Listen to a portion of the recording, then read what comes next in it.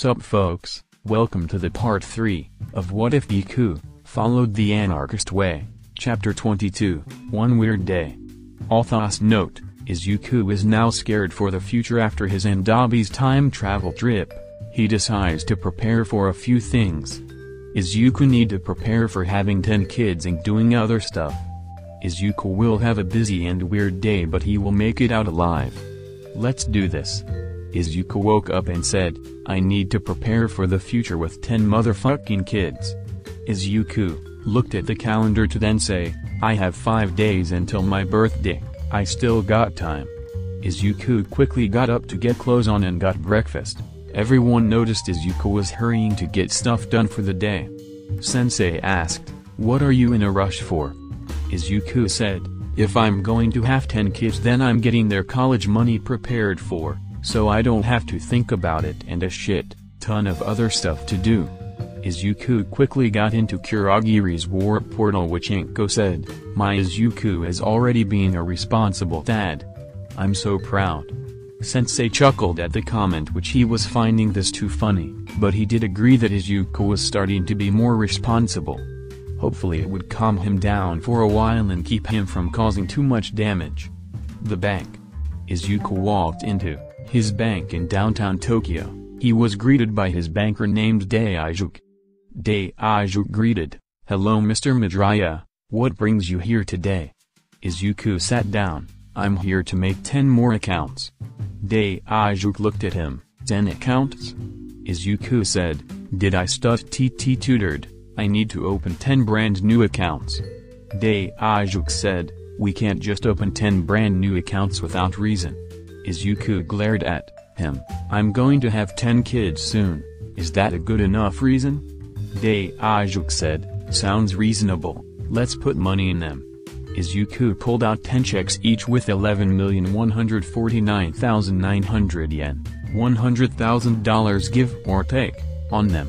Daijuk looked at them then said, okay, we have 10 brand new accounts. When you have the children, you can come by to give them ownership to them. Izuku said, thanks, have a nice day. Izuku then went to his warehouses to check that he can go time traveling in 4 days, which he went to his personal warehouse to read and watch videos on how to take care of a baby. Then he remembered the 6th One For All user using Wing Chun, then he thought to himself, does Sensei Chang know him? Then Izuku got Kurogiri to warp him to Mount Fuji. Izuku was at the bottom of the mountain, which he looked up to say, I haven't done this in a while. Izuku started parkouring his way up, but he didn't realize Aizawa was visiting the mountain as well to take a break from his students and meditate. Aizawa saw Izuku parkouring his way up the mountain, which he decided to follow him. Izuku got to the top to find Sensei Chang meditating, which Izuku said, Sensei Chang, I found inner peace. Sensei Chang opened his eyes to say, I know. Izuku asked, how? Sensei Chang said, I felt you entering the phase when you used it on the 9th user of One For All. Izuku asked, wait. You can feel it? Sensei Chang laughed, of course not, Gurren Monkey. I saw your fight on TV and saw you enter it. Izuku chuckled, you got me good, but how do you know about One For All?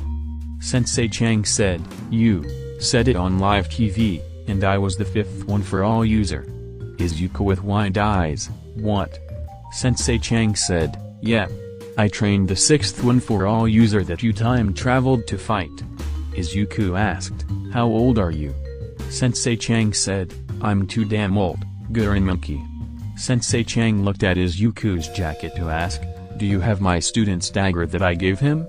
Izuku pulled it out and gave it to Sensei Chang. He looked at Izuku to say, I will teach you the way of long life like me. Izuku said, well, I was wondering how you got this old. I thought Sensei Cough All For One Cough killed every One For All user except All Might and Mirio. Sensei Chang said, well, when he killed me, it turned out I survived. I then banished myself to this mountain as a punishment for failing to stop him. I'm half Chinese and half Japanese, just letting you know, Gurren Monkey. Izuku nodded. Aizawa was hiding behind a rock in shock about Izuku's teacher was the 5th One For All user. Sensei Chang said, My mother was Chinese, and she brought her culture with her, which I learned this from it. I learned about a way of reaching almost immortality. Izuku asked, almost immortality? Sensei Chang said, you live forever, but you can be killed. Which I live here on this mountain alone so no one can kill me. Izuku asked, so, where do we begin? Sensei Chang pulled out a book. You must read all of this. This is a copy of the original I made by hand. This will teach you the way. Izuku asked, where is the original? Sensei Chang said, I hid it on this mountain to keep it safe from trespassers like the man behind that rock over there. Aizawa came out from behind the rock which Izuku said, God damn it, he followed me up here didn't he? Well I going to take this home with me. If you need a new place to stay let me know. I have places you can stay at. Sensei Chang said, okay, stay safe Monkey. Izuku bowed then went down the mountain leaving Aizawa to talk to Sensei Chang, which Izuku knows he is going to do his prank on Aizawa. Izuku went down the mountain and quickly called Kurogiri to pick him up, which Izuku got in the warp gate before Aizawa could reach him. Izuku's personal warehouse. Izuku sat down to read the book to gain almost immortality, which he thought to himself, what the hell? One of the steps is to actually banish yourself to a secluded area like a mountain. Izuku kept reading until Toga came in which Izuku looked at her, oh no. It's future crazy wife, I'm curious of why I married her. Toga sat down next to Izuku to ask, what are you doing, Izukun? Izuku looked at her, nothing important right now. Toga asked, can I stab you? Izuku deadpanned, nope. But if you really want my blood, I guess I can give you some. Toga's eyes lit up like Christmas lights which Izuku thought, am I getting a boner from this? Izuku let Toga cut his arm and licked his blood. Izuku looked at her as she drinks it which he thought, oh my god. I'm getting turned on by this. Toga saw his boner and stopped to look at it, which Izuku tried to cover it which he said, you saw nothing. Toga giggled, you like this, don't you? Izuku quickly, yes. No, maybe. Fuck. Toga said, I know you have 2 girlfriends, but we can keep this between us. No one will ever know about this. Izuku was having a revolution going on in his head which he went to a rug to remove it to reveal a secret room under his personal warehouse which he said, get in. Toga got in which Izuku checked his desk to grab a condom to say, okay, let's do this. Izuku closed the door and they got it on. 3 hours later. Izuku came out of the room first to say, we are clear. They got out which Toga giggled, that was fun, and I got some of your blood. Izuku said, we don't speak a word about this, you got that. Toga giggled and nodded as she ran off. Izuku sat at his desk which he continues to read his book from Sensei Chang. He was going to learn about longer life, just to piss people off, that he is quirkless and he living to be old as hell. Then he saw Iguchi came in which Izuku asked, how can I help you? Iguchi said, I'm here check on you. Izuku asked, what do you mean? Iguchi said, well Dabi lost a bet. Izuku looked at him, what was the bet? Iguchi said, Dabi betted that you wouldn't bang Toga, and you banged her. Izuku with wide eyes at Dabi, came in to say, you said you don't stick your dick in crazy, and you fucking did it. Izuku said, don't you two say a fucking word about this. Dabi said, thanks to you, I own this man a new car which your grunts are working. Izuku face palmed, fine, Iguchi that is your car now. Izuku told Iguchi where to find it and Dabi looked at Izuku to say, why? Dabi put his hands on Izuku's shoulders. Why? Izuku said, I have a weird fetish that I didn't even know I had until it came out. I apparently had a fetish for girls drinking my blood. Dabi stood back with wide eyes, da fuck? Izuku said, I let her drink some of my blood and I got turned on. Now don't you say a word about this. Dabi was weirded out by this and just left which Izuku went back to his desk which he hid the book to continue his reports. Izuku then looked at his watch which said 1 p.m. Izuku sighed, The day is not even done and I'm already having the weirdest day all week.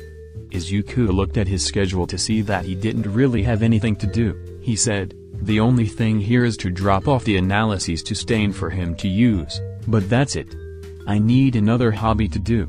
He opened Google to find stuff to do, which he finds that there is feminist march happening in a few hours.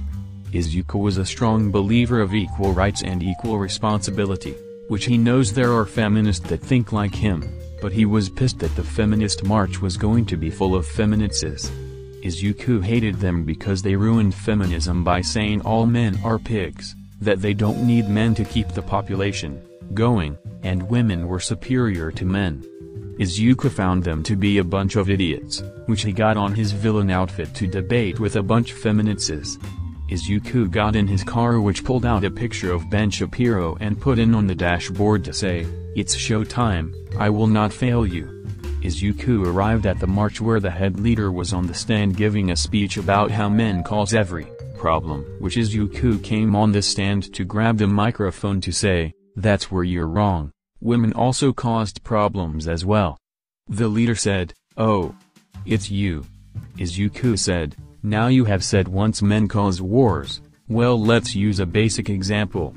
The Trojan War, or even better Cleopatra causing a civil war within the Roman Empire. I can go on with this, but research in Europe found that during the years of 1480 to 1913 there were kings and queens that ruled everything in their kingdoms, which has founded that queens were 27% more likely to have started wars in that time period.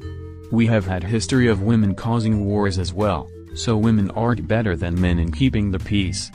Izuku took a breath to say, "Now for your comment on Twitter where you put men are nothing but greedy pigs." The leader said, "They are, and so are you."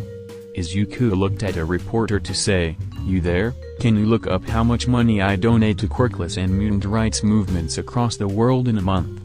In US dollars." The reporter made a call, which Izuku got the mic to her. She said, "Around $9 billion a month." Izuku put the mic to his face. "You hear that? Now how am I? A quirkless villain, greedy. As for the pig part, I'm quite the ladies' man, believe it or not." Izuku pulled out his phone to say, "I'm a man of true equality. Like women get the same rights and responsibilities as us men. Which means if the draft is in effect, men and women get drafted, and if men get raped by women Cardi B then, we can say #me too and get the same treatment as a female rape victim." The leader was getting pissed, which she came up to punch him, but he dodged it. He said, "What makes you think you can hurt me? I am the villain who beat up All Might and I have no quirk." The leader said, "Shut up, you racist pig." Izuku was dodging punches while saying, "Racist. I have a few friends who would easily prove you wrong. Which now I'm offended by you misidentifying me, which I identify myself as a Japanese straight human male." The leader was getting pissed, which Izuku did a mic drop and went back to his car to drive away from the heroes that were coming to try to capture him. Izuku looked at his Ben Shapiro picture to say, "I wish I had more time to destroy them like you, but I did some serious damage, for now." Izuku flipped a switch in his car to make him fly. One of the heroes who were chasing him on the ground said, "What? He's flying."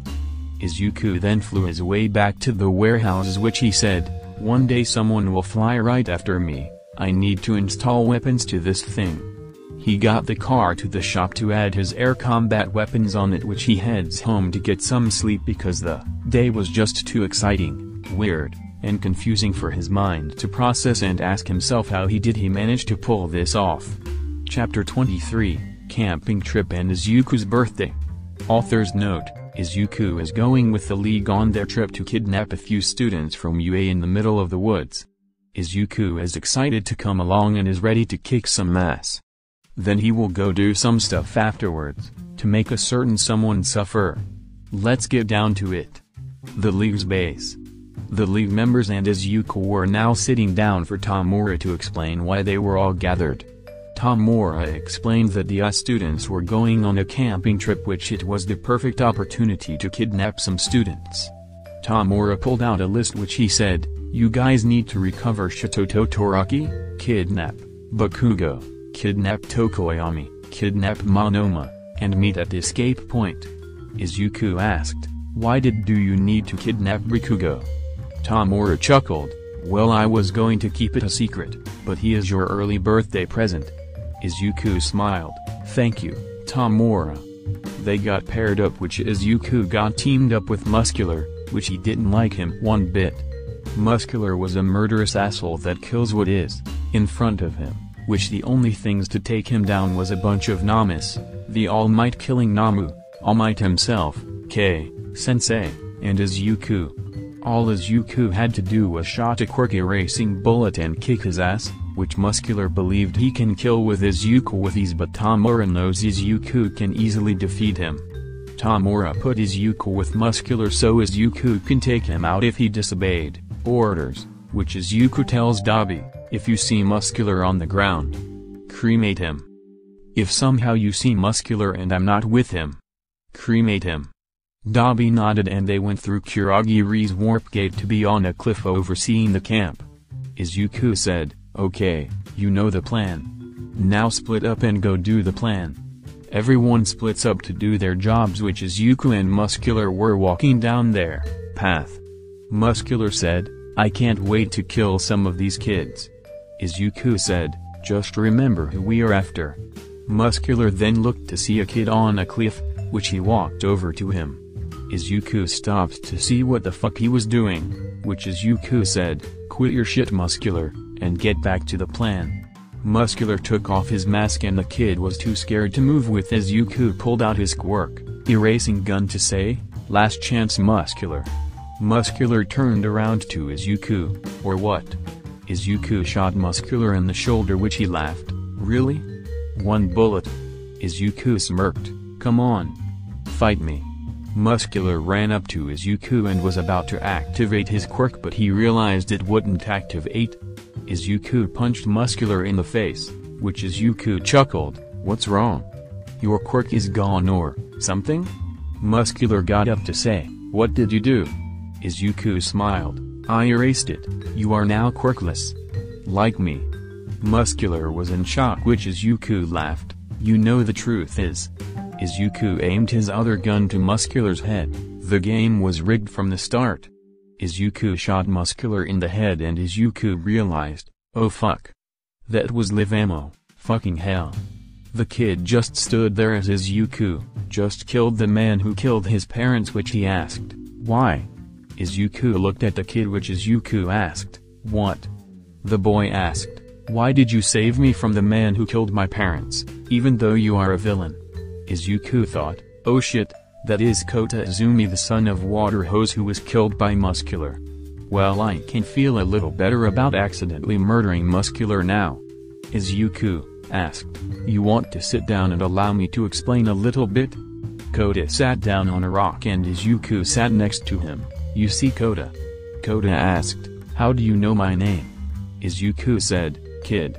I do a lot of research, especially on your aunt and her team, because I have fought the four of them by myself a couple of times before. Kota looked at him and realized he was the anarchist, the villain who beat All Might in a fight and many other heroes including his aunt and her team. Izuku said, you see Kota? I don't like seeing people dying or killing, but tonight I made a mistake and accidentally grabbed my live ammo instead of my rubber bullets. I wanted to prevent him from killing you and any innocent people again, but I didn't mean to kill him. Kota asked, you wanted to erase his quirk and knock him out? Izuku said, yeah, that was the plan, but like usual there is always that one unpredictable factor. Well, I'm going to let you know that he is gone now and you no longer going to see him again. Kota asked, why are you a villain? Izuku put his hand on Kota's shoulder. You see, there were two triggers in my life that got me to be a villain. The first was when I had enough of my bully's abuse, which I snapped on him but lost the fight. Which I went to the underworld to learn how to fight, and then I got caught in some underworld activities. Kota was listening to his story to understand Izuku, which Izuku said, the second was All Might himself, believed quirkless people couldn't be heroes. As I said on TV, he was quirkless as well. I was pissed off to no end by that fact. Kota was shocked that even the All Might would tell people that, which Izuku said, but after I beat him up, I felt even. But I'm so far deep in the underworld that there is no point leaving because it would be boring life. I enjoy my life as a villain, a godfather, a boyfriend, a civil rights activist, a good friend, and a good guy for the most part. Now Kota, here's a question. Kota was scared, yes? Izuku asked, where is your aunt at? Kota said, down by the building. Izuku smiled, get on my back and I will take you back. Kota got on his back and Izuku run and Parker his way to the building, which Izuku found this trail to be a little tiring. When Izuku got near the building he put Kota down to say, okay kid, you stay safe and here. Izuku gave Kota a bullet case which, Izuku said, you might want to hide that was the bullet case from the bullet that killed Muscle Man. It's to remind you that he is gone, and he can't hurt you or anyone else again. Kota put the bullet case in his pocket and Kota ran on over to his aunt, the rest of the Pussycats, Aizawa, and Vlad King. Izuku chuckled a bit. I guess I could live with a few kids of my own. Izuku ran off to find Dabi and the rest of everyone, which Dabi asked, Muscular's gone? Izuku said, I accidentally killed him. Dabi asked, what? Izuku said, we still have a few minutes left, I need you to cremate his body. Dabi and Izuku went to Muscular's body to cremate it and they left the wind to blow the ashes away. They met with everyone except Mustard and Monfish, which Izuku said, come on let's go. Jin asked, where is Muscular? Izuku said, insubordination. Which Kurogiri's warp gate appeared, which they all jumped in, which Tamura asked, did you all succeed? Atsuhiro revealed the marbles and said, yep. Atsuhiro let them out. Dabi took Shito to a comfortable bed to sleep, Tokoyami and Monoma were strapped on chairs, and Izuku took Bakugo to his warehouses. Izuku said, I'm going to have some fun for a while. Tamura asked, are you going to be on the news? Izuku shrugged, possibly. Izuku got warped to his warehouses to put Bakugo in the torture chair, which Izuku thought to himself what I should do to him. He needs to wait for the testicles for another day and he has taken his quirk already, so Izuku though, what if I broke his mind? Izuku was moving his base of operations anyways, so what if displays all of his trophies to bring as many heroes coming to rescue them while he and his men gun them down with quirk erasing bullets. Then when the quirks are erased, then his men will beat them up in front of his trophies and the world. That would totally break Bakugo's mind and the world would be in shock by this. Izuku checked what else needed to be moved, which it's just his stuff, which his grunts were now moving the cars and documents. Izuku grinned, this is going to be epic. Izuku went home and looked at the calendar to see his birthday is tomorrow. He started dancing his way over to his bedroom, which his mom was giggling because it was just too funny. He got on his bed, which Melissa was there, which he said, hey there, she said, someone looks excited for their birthday tomorrow. Izuku said, you bet I am. Melissa said, come on, time for bed. Izuku jumped in, you don't have to tell me that twice. They kissed, then Izuku decided to go in raw and not pull out like his future self said. They got in a doggy style, which he said while busting a nut. Let me show you what it means to go beyond. Plus ultra. Next morning, Izuku got up and Melissa said, happy birthday. Izuku said, love you too. Melissa said, it's a good thing your room is soundproof. Izuku said, yeah, imagine my mom's face when I come out of this room after the things I said to you and Kyoka in here. Izuku came out and he saw his birthday cake and everyone in his apartment, which he blew them out. He received many gifts like a new watch, new suits, more namas for Izuku's use, a pay raise, and when he went to his warehouse he and the guys got high as fuck. Dabi asked, so, where is everything? Izuku hitting the bong, you see, we have moved my base of operations. I plan something big sometime soon that involves destroying this old place. The guys were curious, but Izuku said, I still have my trophies here, which they will be needed for the operation. The guys laid back and got high as fuck, which Kyoka came to see them. Izuku chuckled. You want some? Kyoka was laughing her ass off by how high the guys were. Then she came over to get the bong. After a while, she was high. What if you crash your car on purpose? Is it still called a car accident? Jun said, okay, she is really asking the questions we need answers to.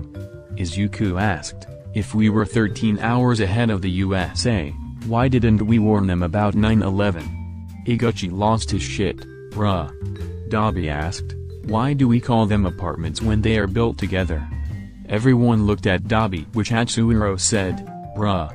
That is an excellent question. They were now thinking incredibly hard on that question until Jin asked, what are doing?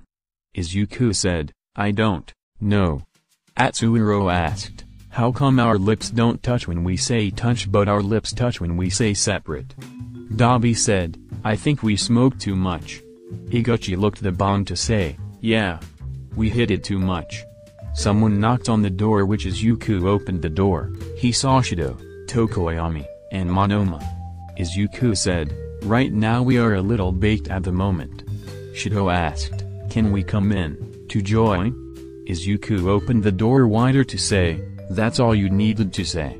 So, the three came in to get stoned as everyone else. Tokoyami said, there is something I don't understand. Izuku said, take it slow and we will help you. Tokoyami nodded, if money doesn't grow on trees, then why do banks have branches? Everyone stopped to think about the question which Shito said, my eyes are now opened by that question. Monoma asked, if your parents tell you not to talk to strangers, then how do you make friends? Kyoka said, that's deep. Atsuhiro said, he is on a whole new level. Izuku then asked, why are pizza boxes square if the pizza is a circle and a slice is a triangle? Everyone leaned back, which Shito said, this is beyond science. Tokoyami asked, why doesn't the league advertise that you got weed? Izuku said, it's my side project and I'm a member of the league and Yakuza. If I advertise something it would be for my side projects, the league, and or Yakuza. Which the weed shop is giving me more money. Dabi asked, how much? Izuku chuckled, about 12 million yen a week. They looked at him, which Dabi asked, wait, where is my money? Izuku asked, don't you look at the account I gave you a month ago? Dabi asked, I have an account? Izuku pulled his phone out to show Dabi, which he chuckled, oh shit, I have an account. Iguchi said, I can't believe we are getting this much money from a simple business. Izuku said, exactly, oh Dabi. The time machine is ready when you are ready. Dabi asked, okay, we are going on 3 trips and 1 trip to get us back. I have an idea where to go on one of them.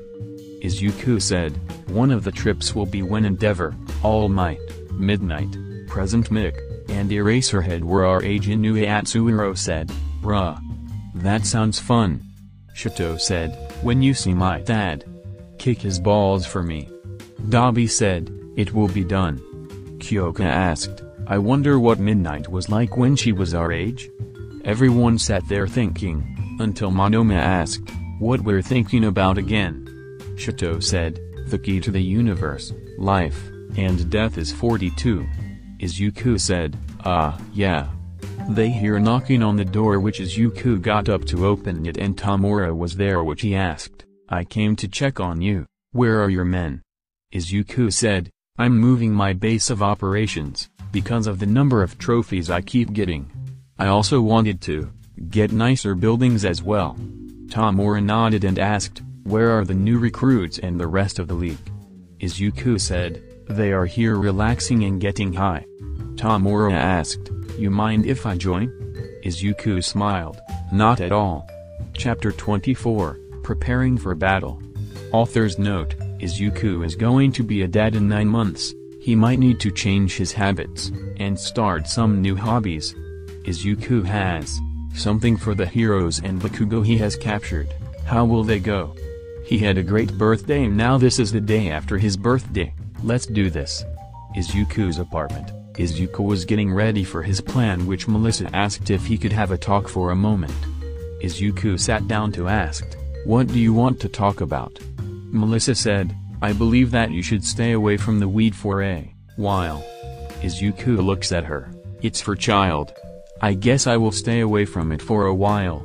Melissa smiled. And the alcohol, as well as the mushrooms. Izuku in shock. You know about the shrooms? Melissa said, I checked your desk one time. Izuku said, I haven't done them in 6 months I swear, but I'll give them up as well. For now. Melissa giggled a bit, which Izuku got up to say, yeah, I got plans and maybe buying something. Well, I'll be back. They kissed, which then he got warped to an office complex, which he headed to a room with the words on the door reading Numazu Real Estates. Izuku smiled. This looks like fun. I can't wait to see the listing. Izuku chose to find a house about 2 hours away from Tokyo to keep his kids safe from destruction that he or the heroes will cause. He is looking for a beach house because he has money and he wanted to. He looked at each house until he found the perfect house, that had rooms for all his future kids, a big-ass master bedroom, a huge dining room, a marble kitchen, 2 guest rooms, 4 restrooms, a big living room, a big basement, and a garage big enough for his cars. Izuku looked at the real estate agent and asked, how much? The agent said, 5,573,950,000 yen, $50 million give or take, for the whole house. If you want, we can do house payments of 500,000 yen a month. Izuku quickly said, I will pay the entire thing.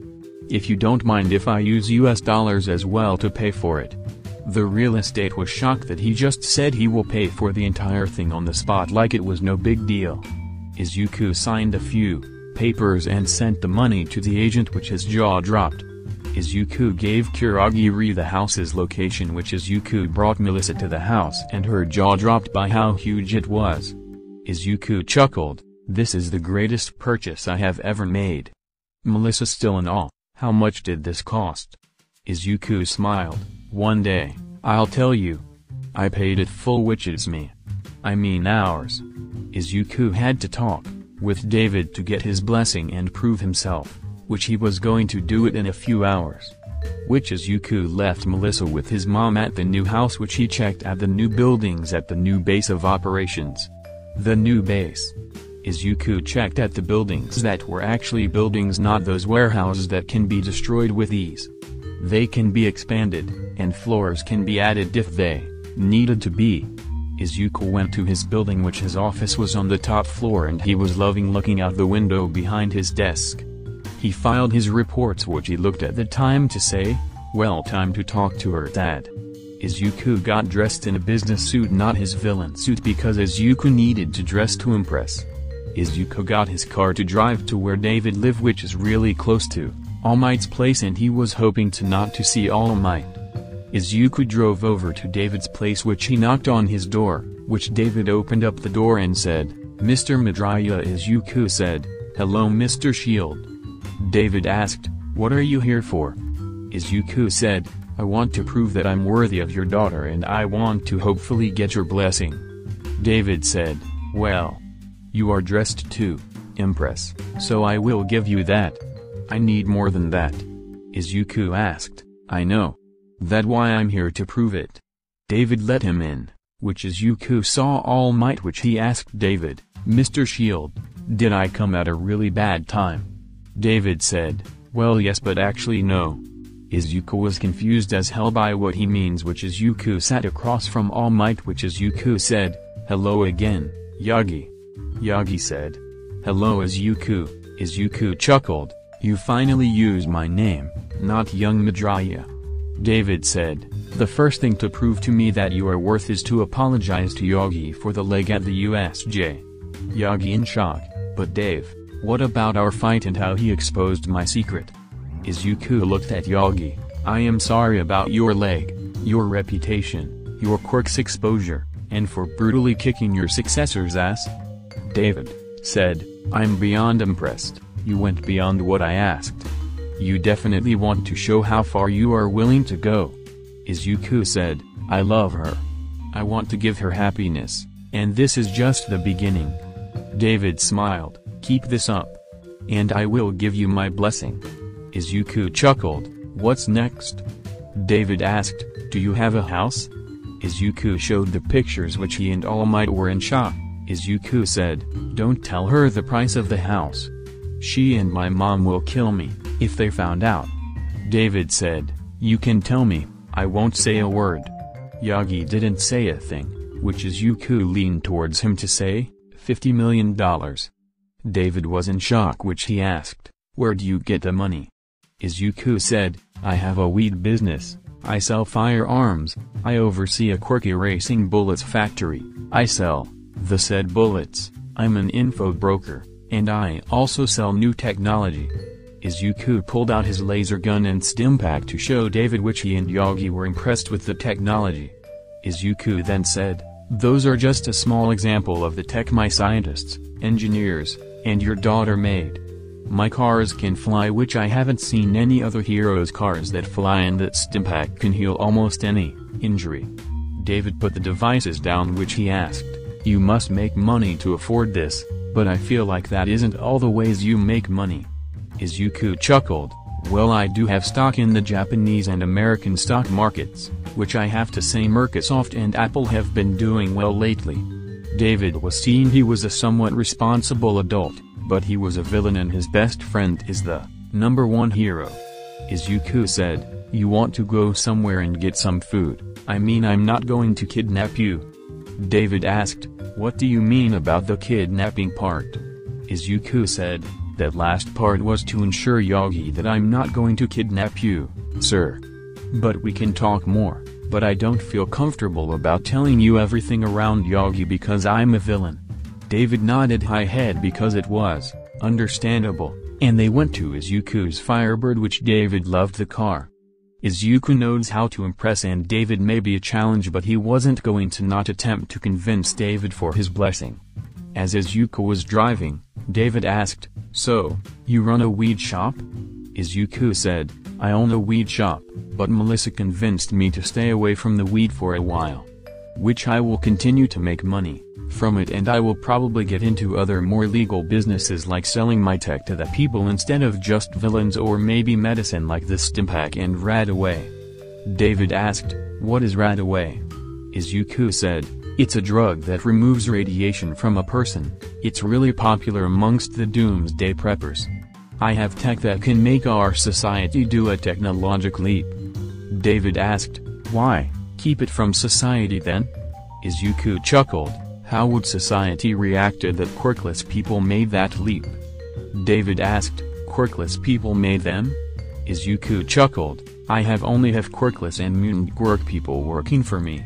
The two most discriminated kinds of people in the world made this technology, the world wouldn't accept it. They will take it away, then get someone to reverse engineer it, and that said person will figure it out. That said person will be the inventor of the tech, because that said person will have a quirk and the real inventor is quirkless. You know how it works, don't you, Mr. Shield?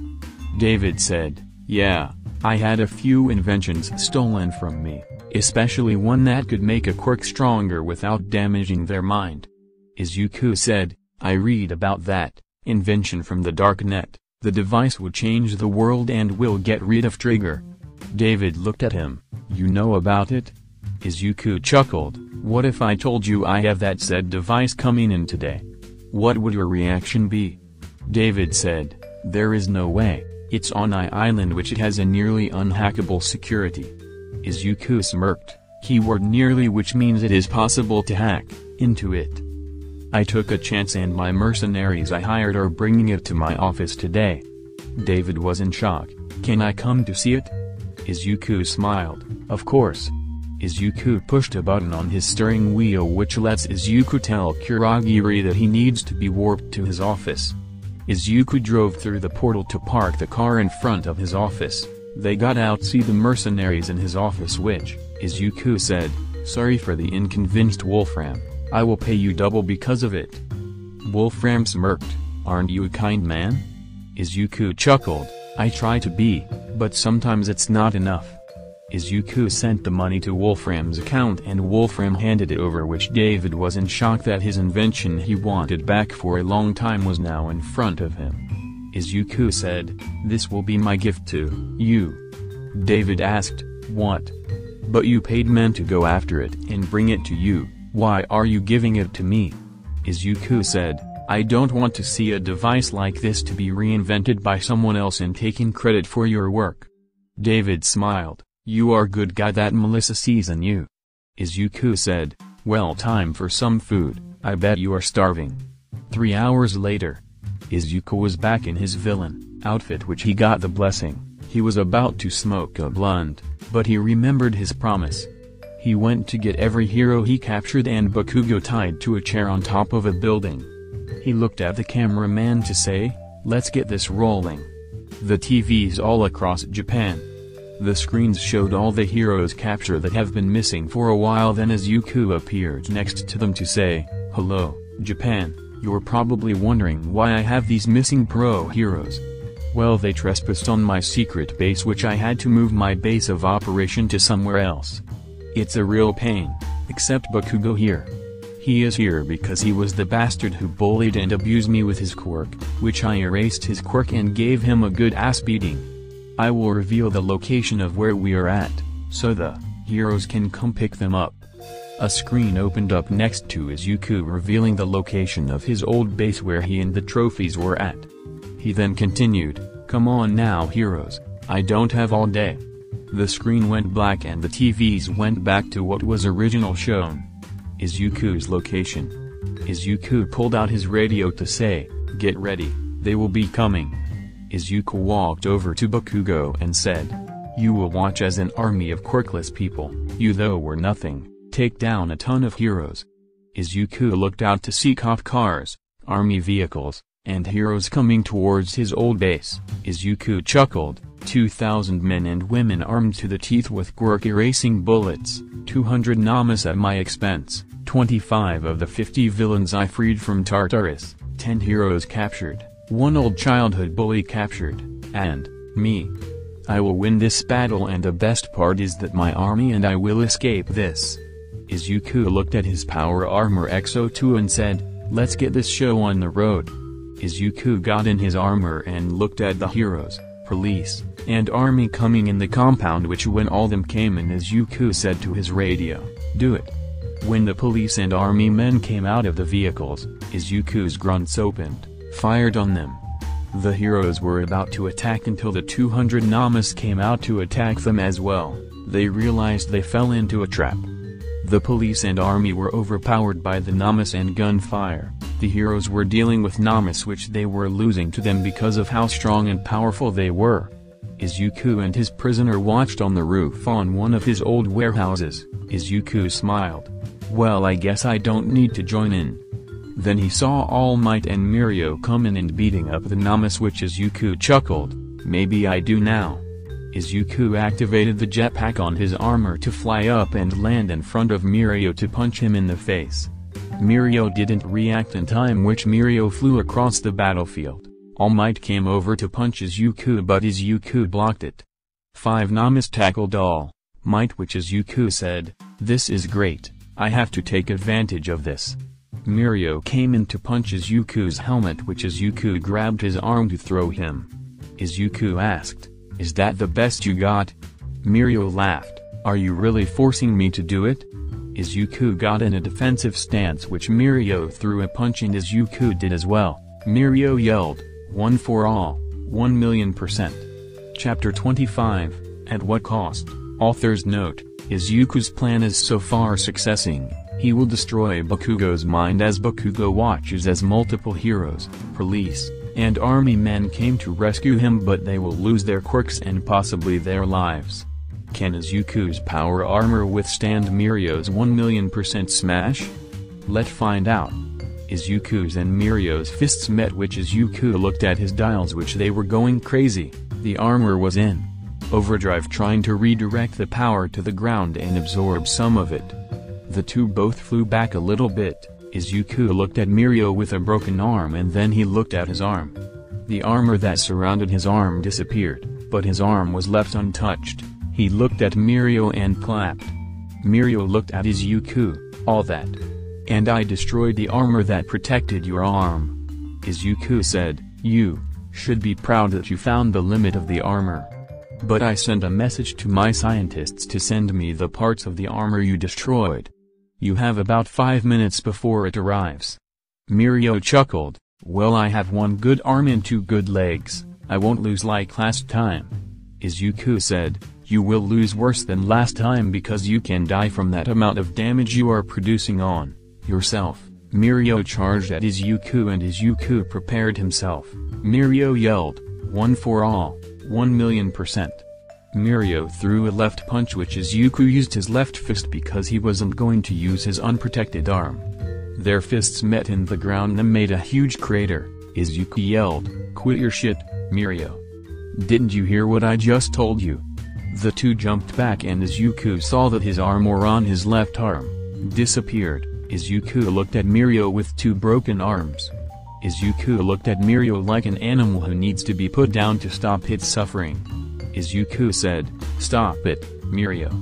Just go down and I will take you to a hospital, because you will die from this. Mirio said, I won't stop until. Mirio coughed up some blood which Izuku asked, until what? Mirio smiled, until I capture you. And give you back the dream that you wanted, back before it was destroyed. Izuku said, I don't want that dream, I'm happy where I'm at. I will not accept that dream again. Mirio chuckled, because you believe the quirkless shouldn't be heroes. Izuku yelled, that's not what I mean, I'm saying I will not be a hero. I am unfit to be a hero and I don't want to be a hero.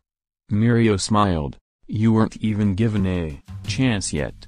Mirio charged at Izuku and decided to kick Izuku, which Izuku blocked it with his leg. The kick blew away Izuku's armor on his leg, but Izuku was in horror that Mirio was one non-broken leg. Izuku said, God damn it Mirio, stay down and I will take you to a hospital. Mirio fell down, which Izuku ran up to him and asked, Mirio, stay with me here, I'm going to fly you to the hospital. Mirio looked at Izuku in the eyes, why do you care about my health? Izuku said, I may have said a lot of things, but I never hated you. The truth is that I admire you, you are a true hero.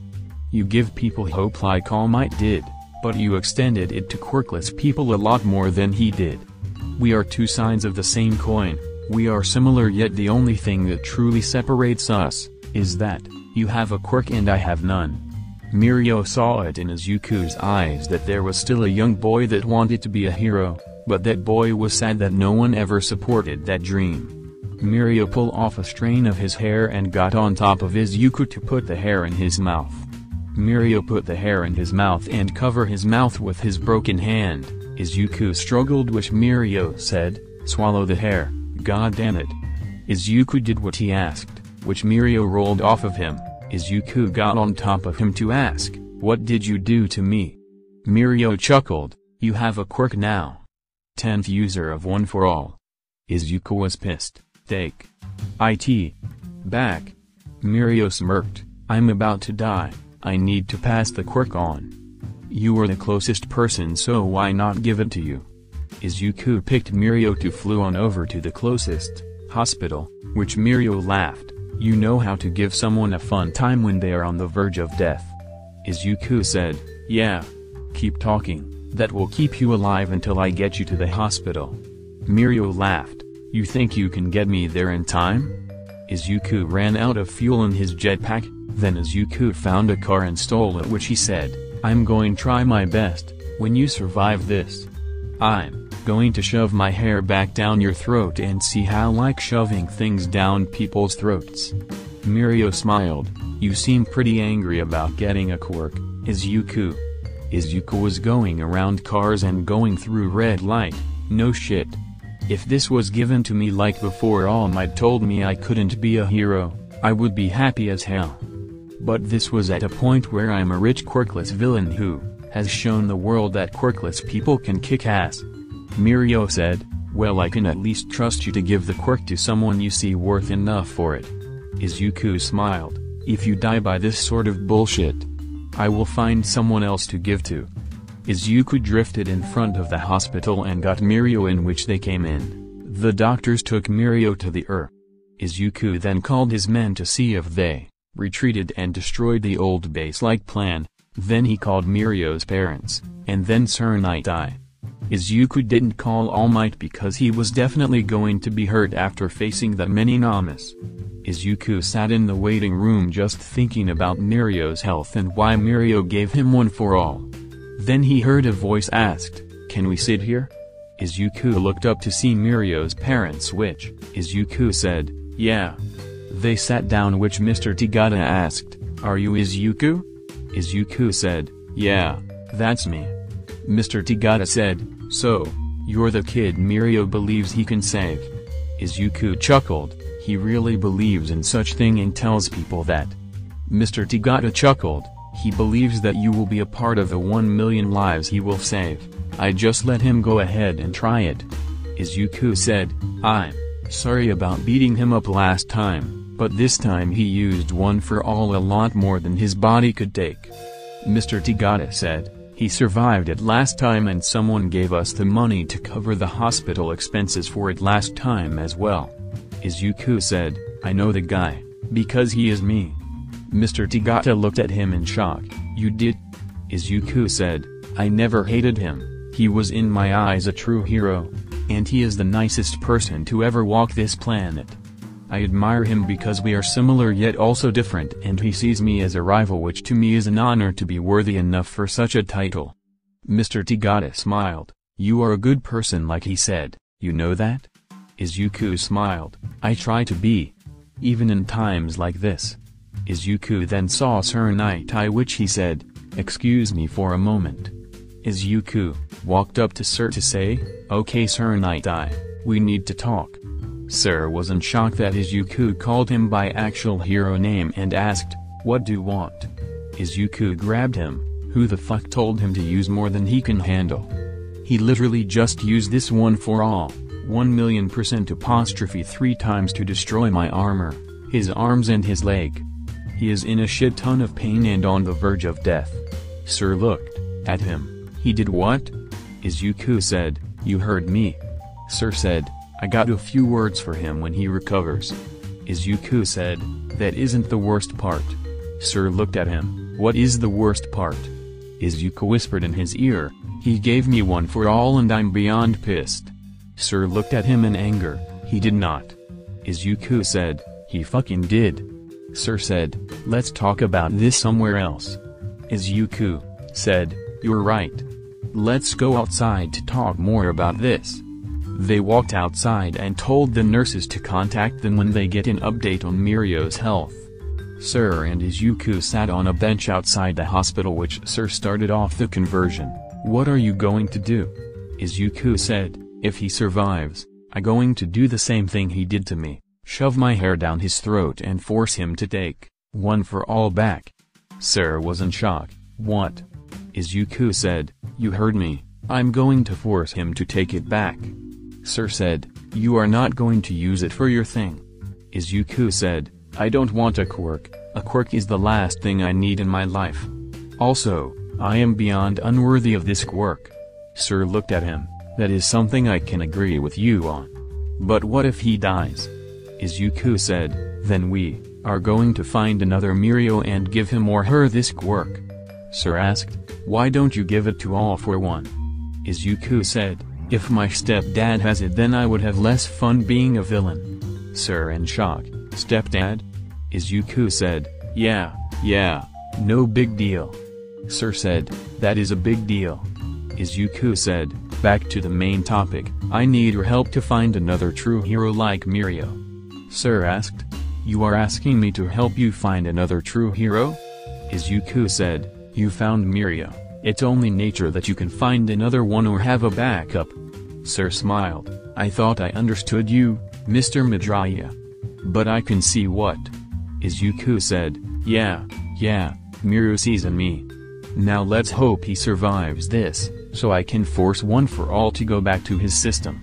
Sir asked, "How long ago did he give you one for all?" Izuku said, "When did they arrive at my old hideout?" Sir said, "About 2 hours ago." Izuku said, "I've had it for almost 2 hours. Which I haven't tried to activate it." Sir chuckled, You are really trying to reject it, aren't you? Izuku smiled. You bet. Sir smiled. I would like to apologize for everything I said to you and about you. Izuku smiled. I'm sorry about the same. The golden dildos, the tattoo, and for your car that one time. They laughed a bit, which Izuku said, I wish I can smoke a blunt to celebrate this, but I promised someone to stop for a while. Sir said, I have noticed you aren't doing as much as usual. You found someone in your life. Izuku smiled. Some women in my life. I'll one day get away from my villainy for a while, but I will return to it. Sir said, we will wait and we'll be ready for your return. Izuku chuckled, no you won't. A nurse came out to say, I got bad news, Mirio Tagata has died. The two were in shock, which the two walked into the room where Mirio's parents were crying. Izuku wrote a check, then gave it to Mr. Tagata to say, I'm sorry. This check will pay for the funeral. I don't want you to suffer for my mistake, and I am sorry for taking someone like him away from this world. Izuku walked up to Mirio's body to say, I'm going to find someone who is truly worthy enough of this work and you would be proud to have as your successor. Izuku walked out of the hospital to go clear his head for a little bit. He went to the beach to lay down to relax under an umbrella. Izuku's mind. Izuku was standing in a dark place. Then he saw a fire with 9 people, which Izuku figured out Sensei Chang, Nana, the 6th wielder, and then Mirio. Izuku yelled, Mirio. Izuku ran at Mirio, which Mirio turned around and was about to say something, but Izuku jumped on top of him. Izuku started punching Mirio while saying, why the fuck did you die on me, you asshole? The other wielders were looking at Izuku in shock that he was pissed off at Mirio, which Sensei Chang said, Guriminki, calm down. Izuku got up to ask, how the fuck are you here, Sensei Chang? Sensei Chang said, you will learn one day, Guriminki. The 6th wielder said, I remember you. Izuku said, yeah. I time traveled to kick your ass while my best friend Dabi banged Nana to keep the timeline stable. Nana in shock, wait, the guy I had sex with is a time traveler. Izuku said, it's for Tamura's existences for the League of Villains, which he is the leader of. Nana was in shock that her grandson is the leader of the League, which Izuku point at the gray hair guy, which Izuku asked, who the hell are you, All for One ripoff? The man said, I'm the first user of One for All for One's little brother. Izuku said, so, you are my step-uncle? Well shit. Mirio said, Izuku. I know you hate that I gave you One for All. Izuku laughed like a madman. Hate isn't a good enough word to describe how pissed I am. The other users were a little terrified by Izuku. Izuku said, you gave me a quirk, but not just any quirk. You gave me the quirk that I destined to fight, Sensei, a quirk of pure good. Now I have you people in my mind talking to me, which I right now need some weed or something to get my mind away from this crap. Then Izuku looked at the gold-flamed man, which Izuku asked, why the fresh fuck isn't All Might saying a word? The first wielder said, he isn't dead yet, so you can't talk to him in your mind and he can't talk to any of us. Izuku frowned. What kind of bullshit is this? Mirio said, Izuku, it's not that bad. Izuku yelled, bullshit. The bald user asked, Mirio, why did you give him the quirk? Izuku asked, Make-A-Wish is right, why? The bald user angrily asked, what did you call me? Izuku said, Keilu doesn't like his nickname. The bald user said, I'm not going by that. Izuku said, okay Johnny-sens. Sensei Chang laughed by the last comment. The bald user was pissed. The first wielder said, we will talk to you later, when you have calmed down. Izuku woke up to say, fucking hell. Chapter 26, Izuku's Search. Izuku has too many questions and no answers to fill them. He will go to Sensei Kong to answer them, and he will also look for a worthy successor for One for All. Izuku needs help, because he angry, and confused by the mindfuck he was in. Let's go. Sensei Chang's spot. Izuku came up the mountain to find Sensei Chang, which Sensei Chang asked, You are here for answers, if I am not mistaken? Izuku sat down. Yes, I have many questions and no answers. Sensei Chang poured some tea for Izuku, which Sensei Chang said, take it slow and ask away. Izuku calmly asked, first of all, how come I can talk to you in my mind but not All Might? Sensei Chang said, you see, what the Book of Immortality doesn't tell you is that when you are immortal, you are in a state between life and death. You are both dead and alive. Izuku nodded. I guess that helps. I want to pass this quirk to someone else. Sensei Chang hit Izuku's head with his cane. Explain why? Izuku said, I don't want a quirk and I would like to be quirkless again. Sensei Chang chuckled, well, you're going to hate what I'm going to say about that. Izuku sighed, I'm ready to hear it. Sensei Chang said, you see, when a person receives one for all, it like a fire, you can give someone your fire, but you still have the fire in you that will continue to grow until you can't grow it anymore. Then it will die down and you will be quirkless again. Izuku sighed, how long until I become quirkless? Sensei Chang laughed, by age 50. Izuku yelled, fuck. Sensei Chang said, don't you have quirk erasing bullets? Izuku said, I'm not shooting myself and we don't make syringes anymore.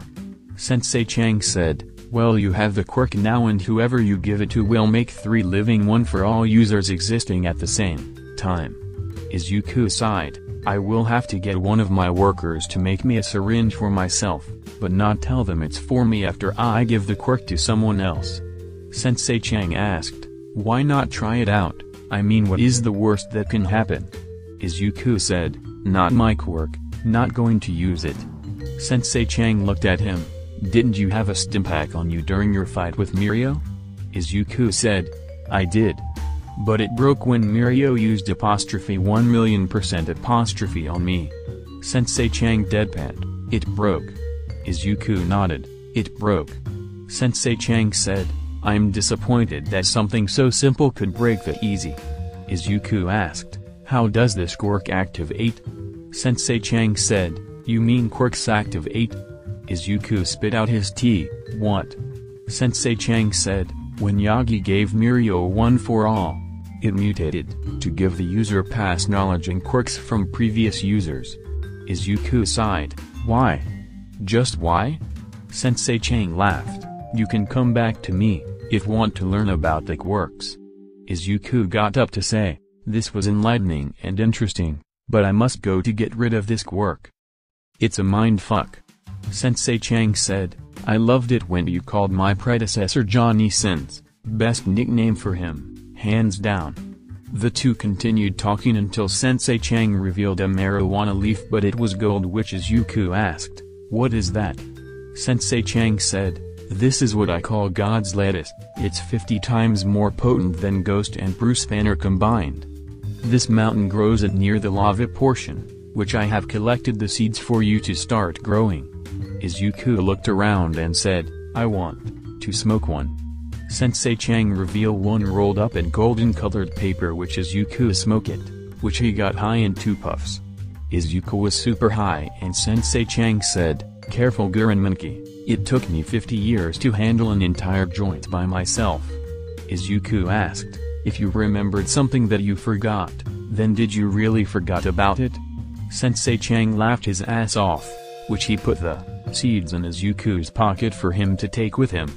Izuku blew out the joint and hid in pocket for later, then got warped by to his office, which he said, okay, the plan is to give the quirk to a true hero, then if the syringe doesn't get done by then, I guess I have to shoot my foot or leg. Izuku gave the seeds to Steven to get him to start growing them, and only a certain 20 people can smoke it. Izuku called up Sensei to say, hey, I'm going to get captured to spy on us, that cool? Sensei said, let me ask your mom. Izuku sat there for a little bit, which Sensei said, you got her approval. Izuku said, awesome, thanks Dad. Izuku called up Sir to say, okay, I'll be captured by you and we can look through UA with Yagi to find a true hero. Izuku then went up to Sir's building and got arrested, which Izuku was now destined to live in the dorms of UA. Izuku looked around UA and thought, this will be easy to escape. Aizawa said, we have everything needed to make sure you don't escape. Izuku smirked, of course you do. They put an ankle brace on him. Izuku looked at the brace to see it was also a taser if he attempted to touch it. He looked around his room to see everything he needed, which Izuku already saw the proper tools needed to get rid of the ankle brace and to escape.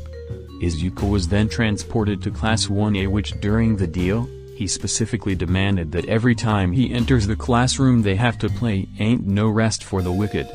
Izuku was still super high and somehow no one has noticed it yet, which he came and he said, hello there. You're new. Izuku looked at Aizawa, what the hell am I again? Aizawa said, a student teacher. Izuku said, yes. A teacher student. Some of the students chuckled, which Kyoka asked, are you high? Izuku said, no. Izuku wasn't lying because he was higher than high at this point, which he said, I guess I supposed to be doing something, but I can't remember. Aizawa jokingly, you are supposed to be stripping for us. Izuku smiled, okay. He started to take his shirt off until Aizawa grabbed him to ask, what are you doing? Izuku said, you told me to strip for the class. Aizawa said, I was joking, please don't do that again. Izuku chuckled, okay. Aizawa looked at his eyes, oh dear God, he is higher than high. I should take advantage with this. Aizawa said, you will teach the class how the underworld works. Izuku smirked, oh. Sure. Izuku got on the board to start his lessons while Aizawa fell asleep, which the class was learned so much.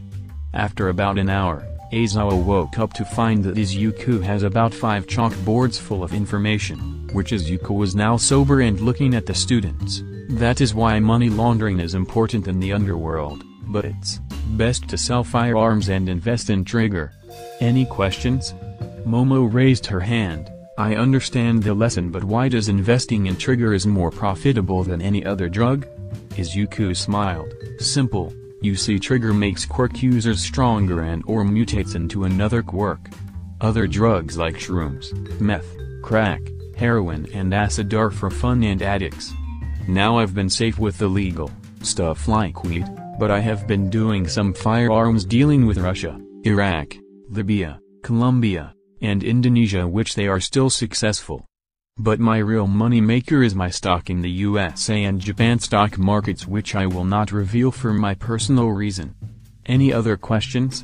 Shido asked, if you had to go into another business, what would it be? Izuku said, medicine, underworld, medicine. Or villain merchandise. Kirishima asked, villain merchandise?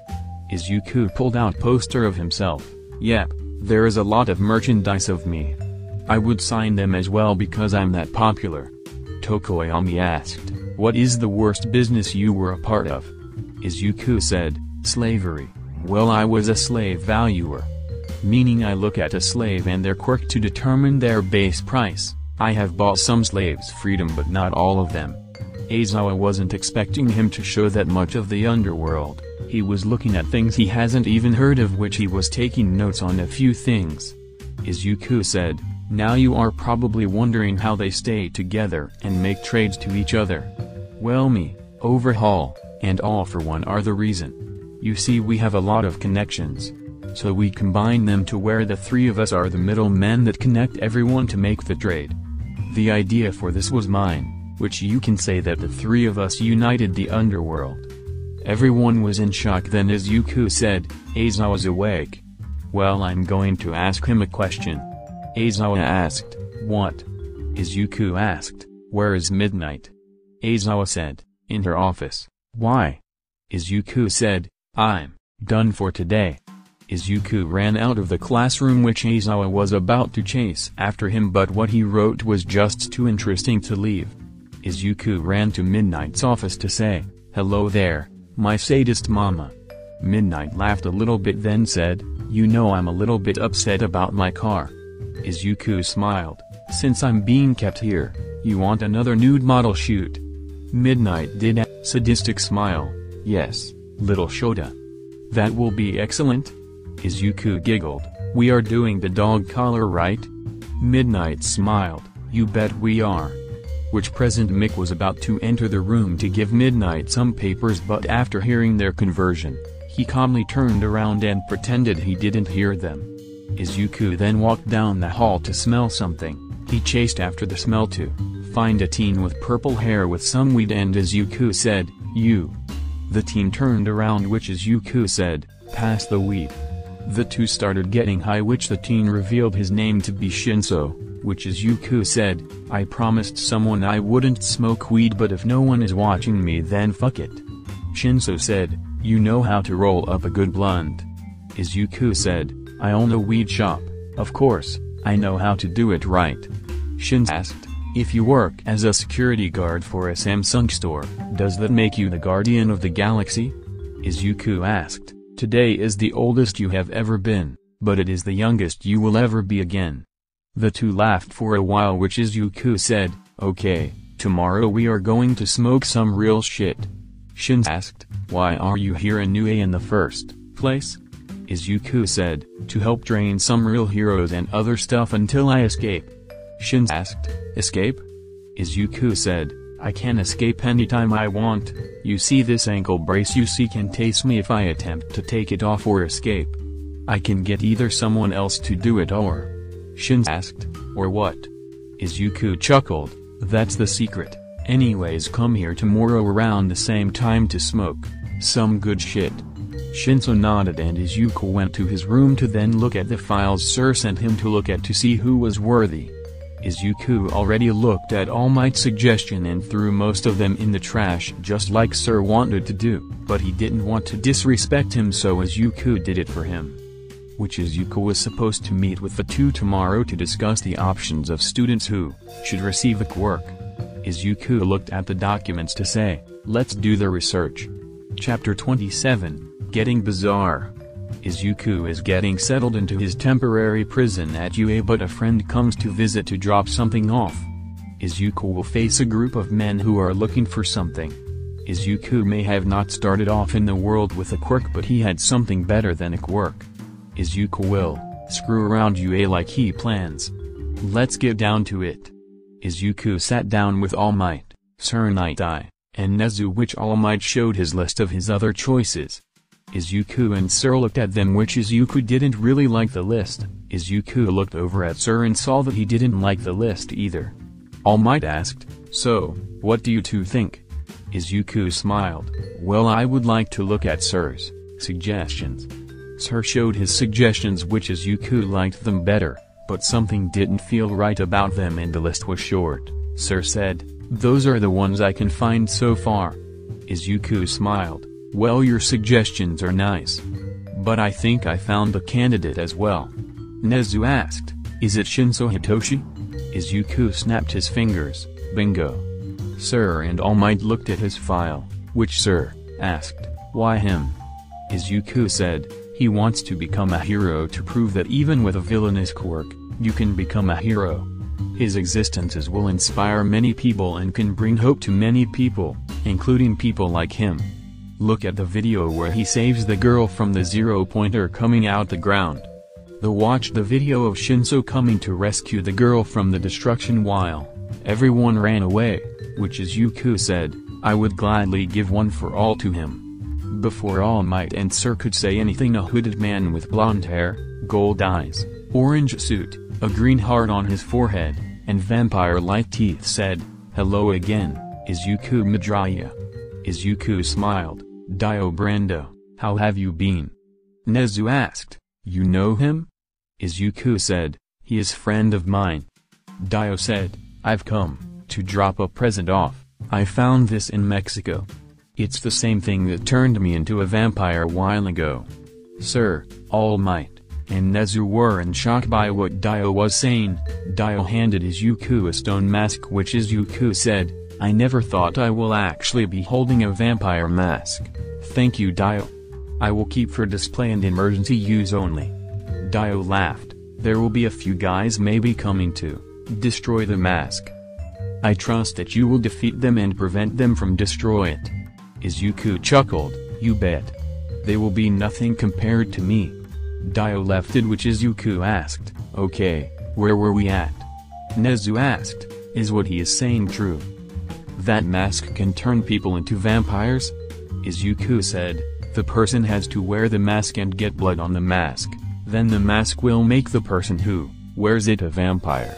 Which is why it's going to be an emergency use only, like if I got shot.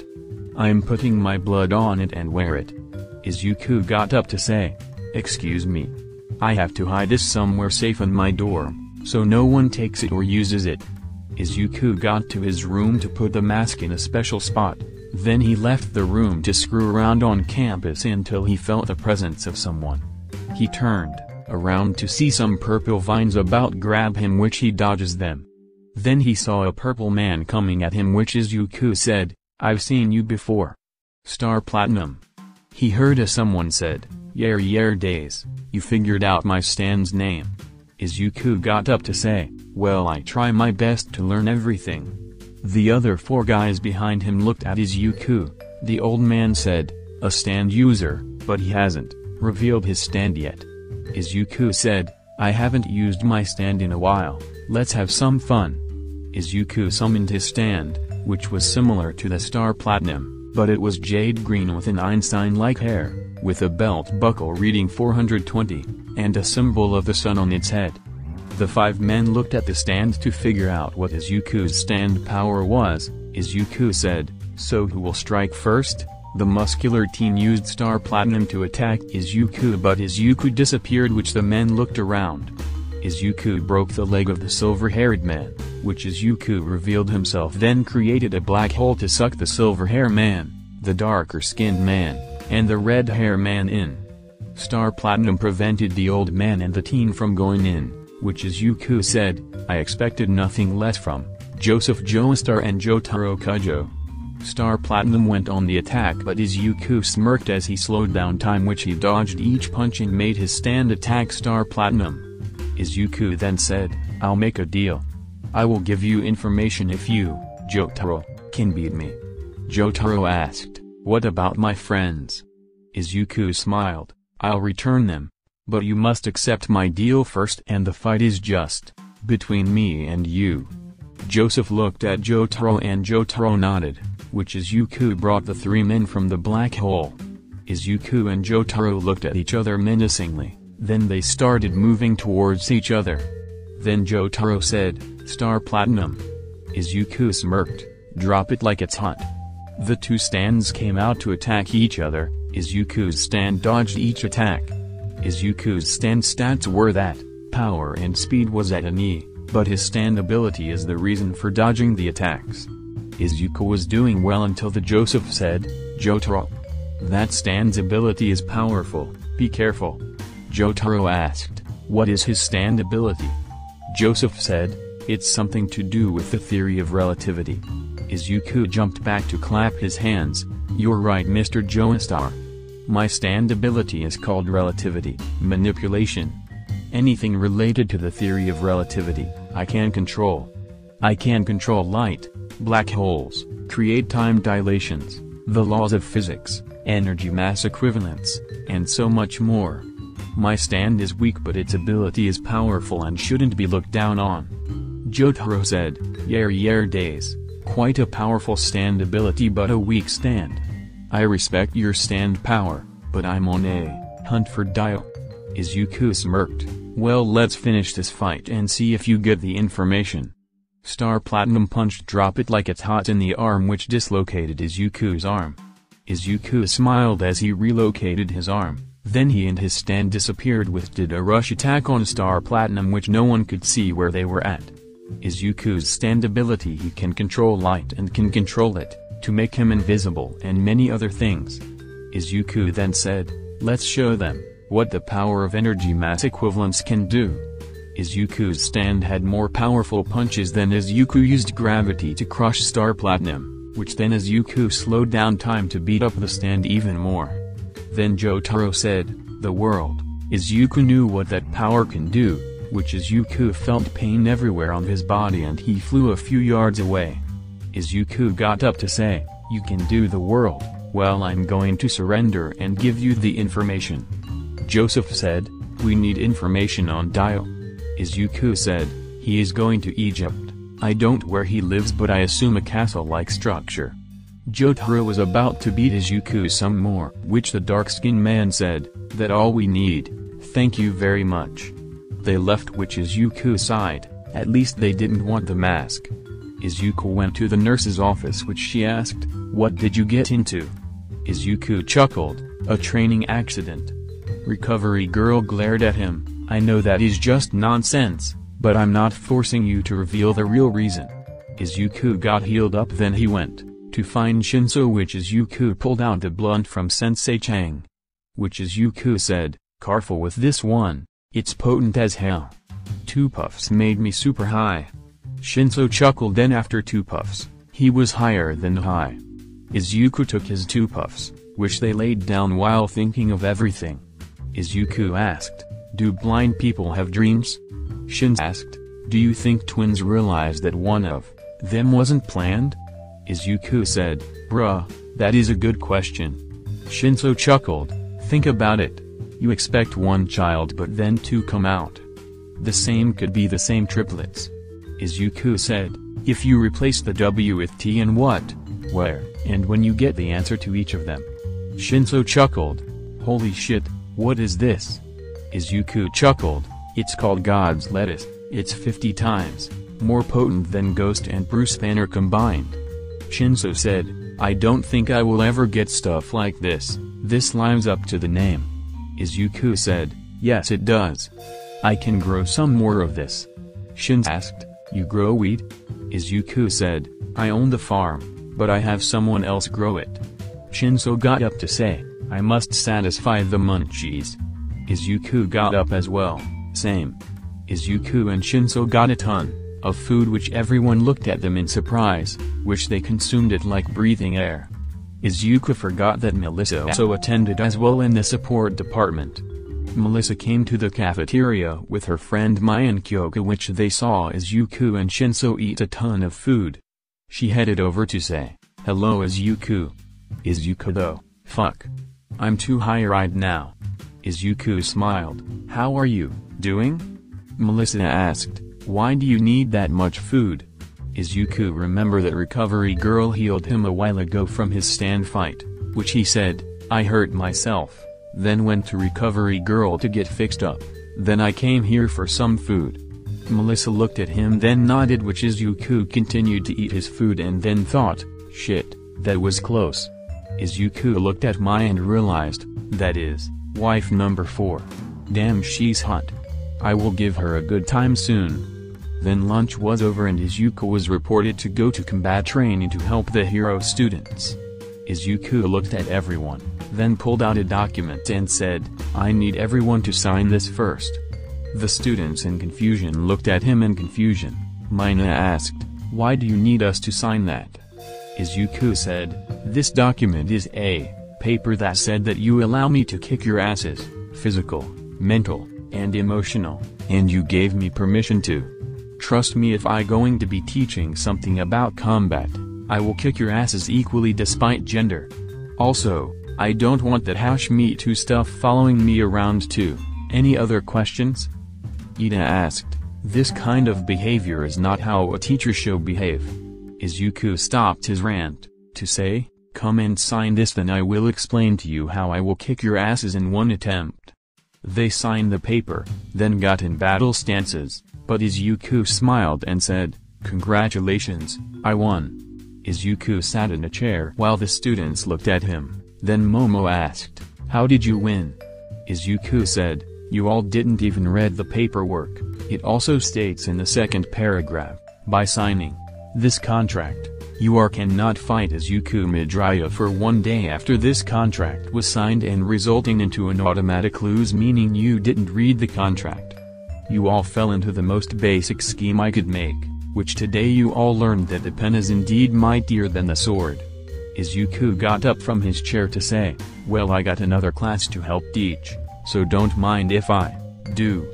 Aizawa chuckled a bit from how Izuku just beat his entire class by a simple document, But the lesson was actually valid because there are times where you can't do things to villains because they have connections and stuff like that. Izuku went to Midnight's class to say, "I'm back." Midnight looked at her class. "Our model is back, everyone." The class full of girls blushed a bit because they remembered his 9-incher, which Izuku asked, "Are you all alright?" Midnight revealed a dog collar which Izuku took off his shirt and jacket, then put the collar on.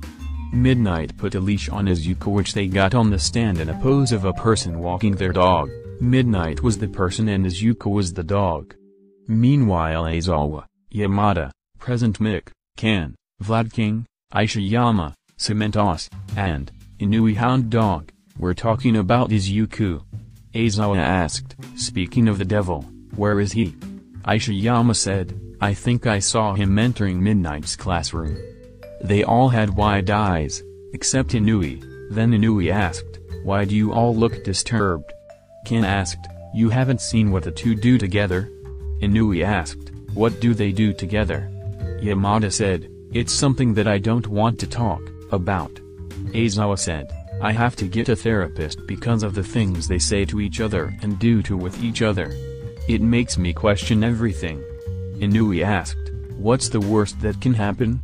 Inui opened the door to her class to see Izuku and Midnight reacting a person walking a dog which Izuku was dog which Inui was in shock by this.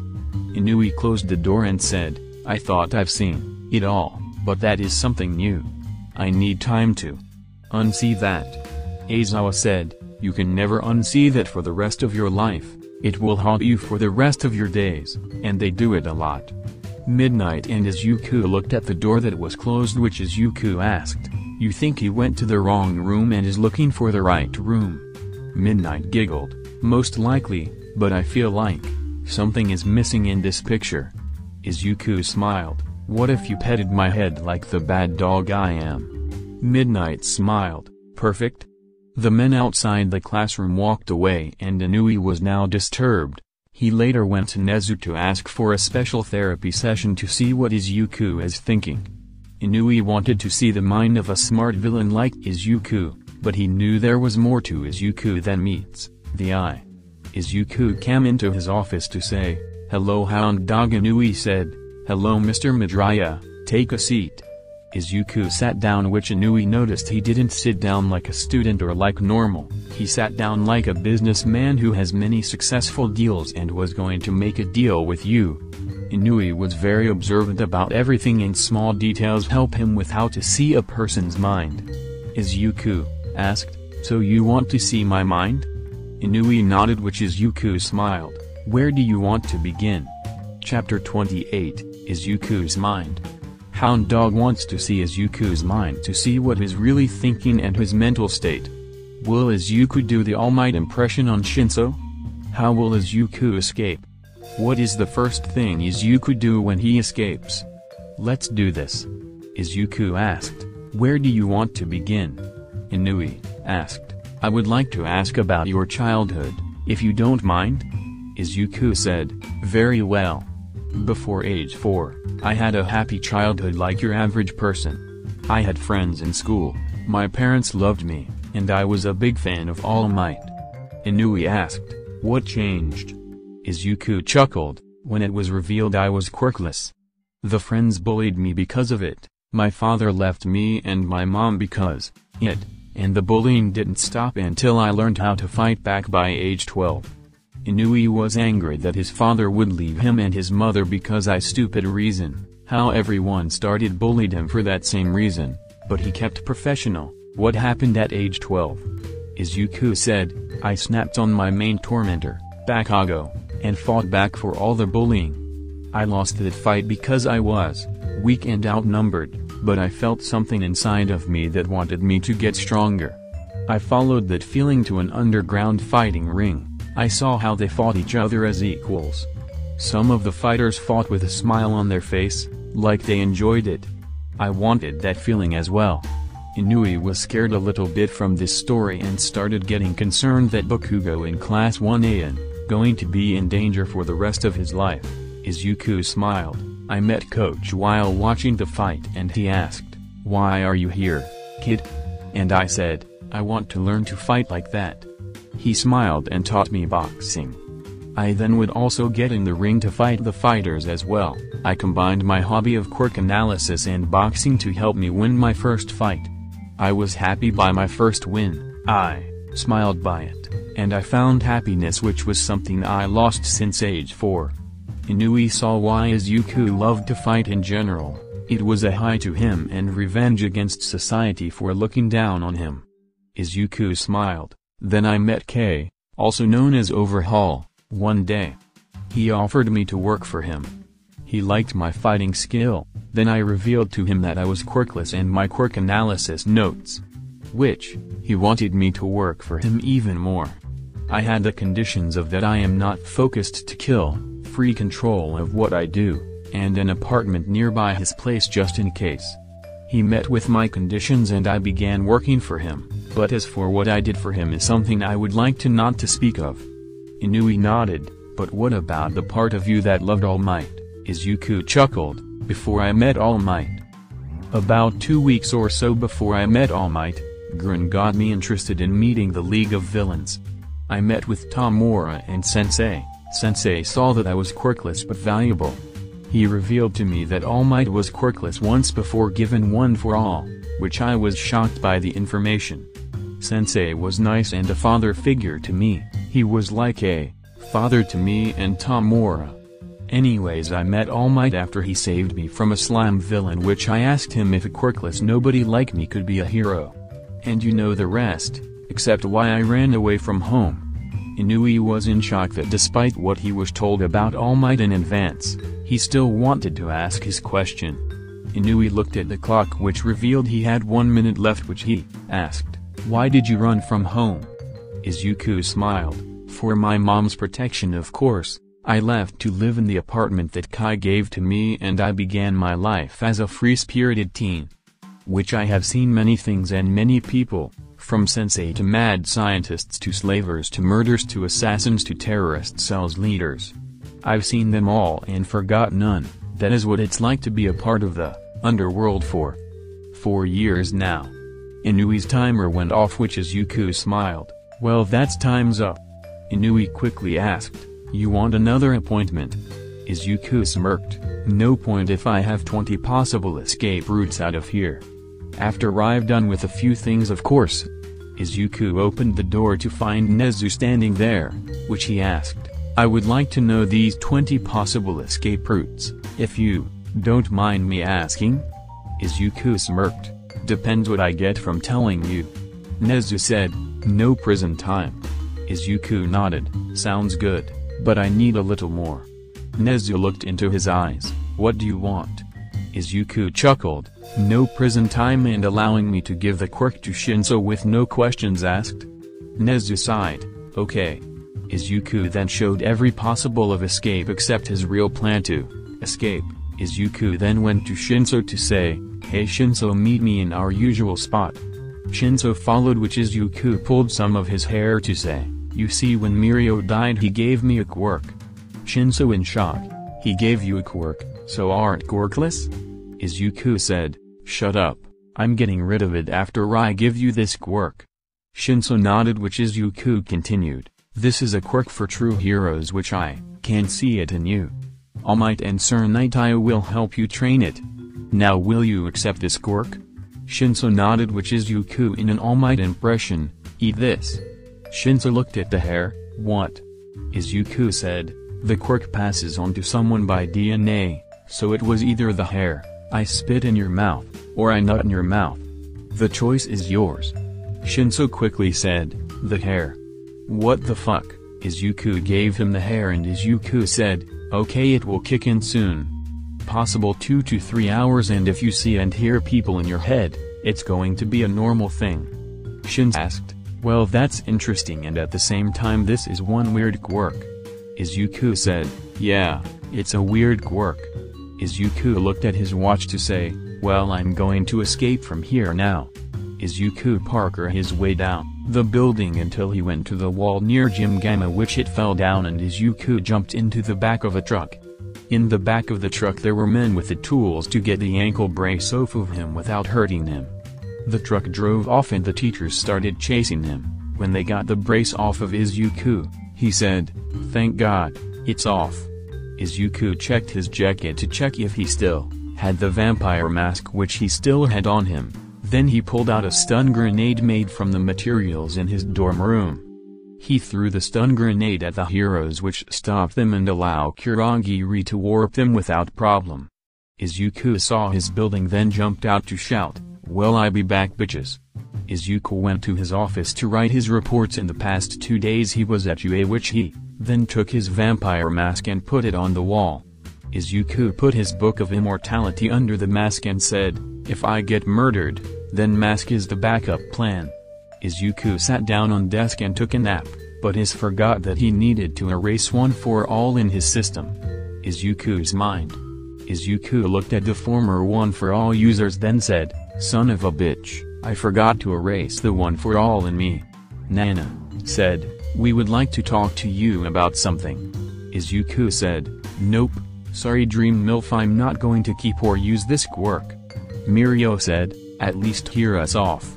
Izuku said, "Mirio, I held up my end of the bargain and now the deal is done, so I'm going to erase this quirk in me." Sensei Chang said, "Gurin monkey." Izuku said, "Fine, I'll listen, but it better be good."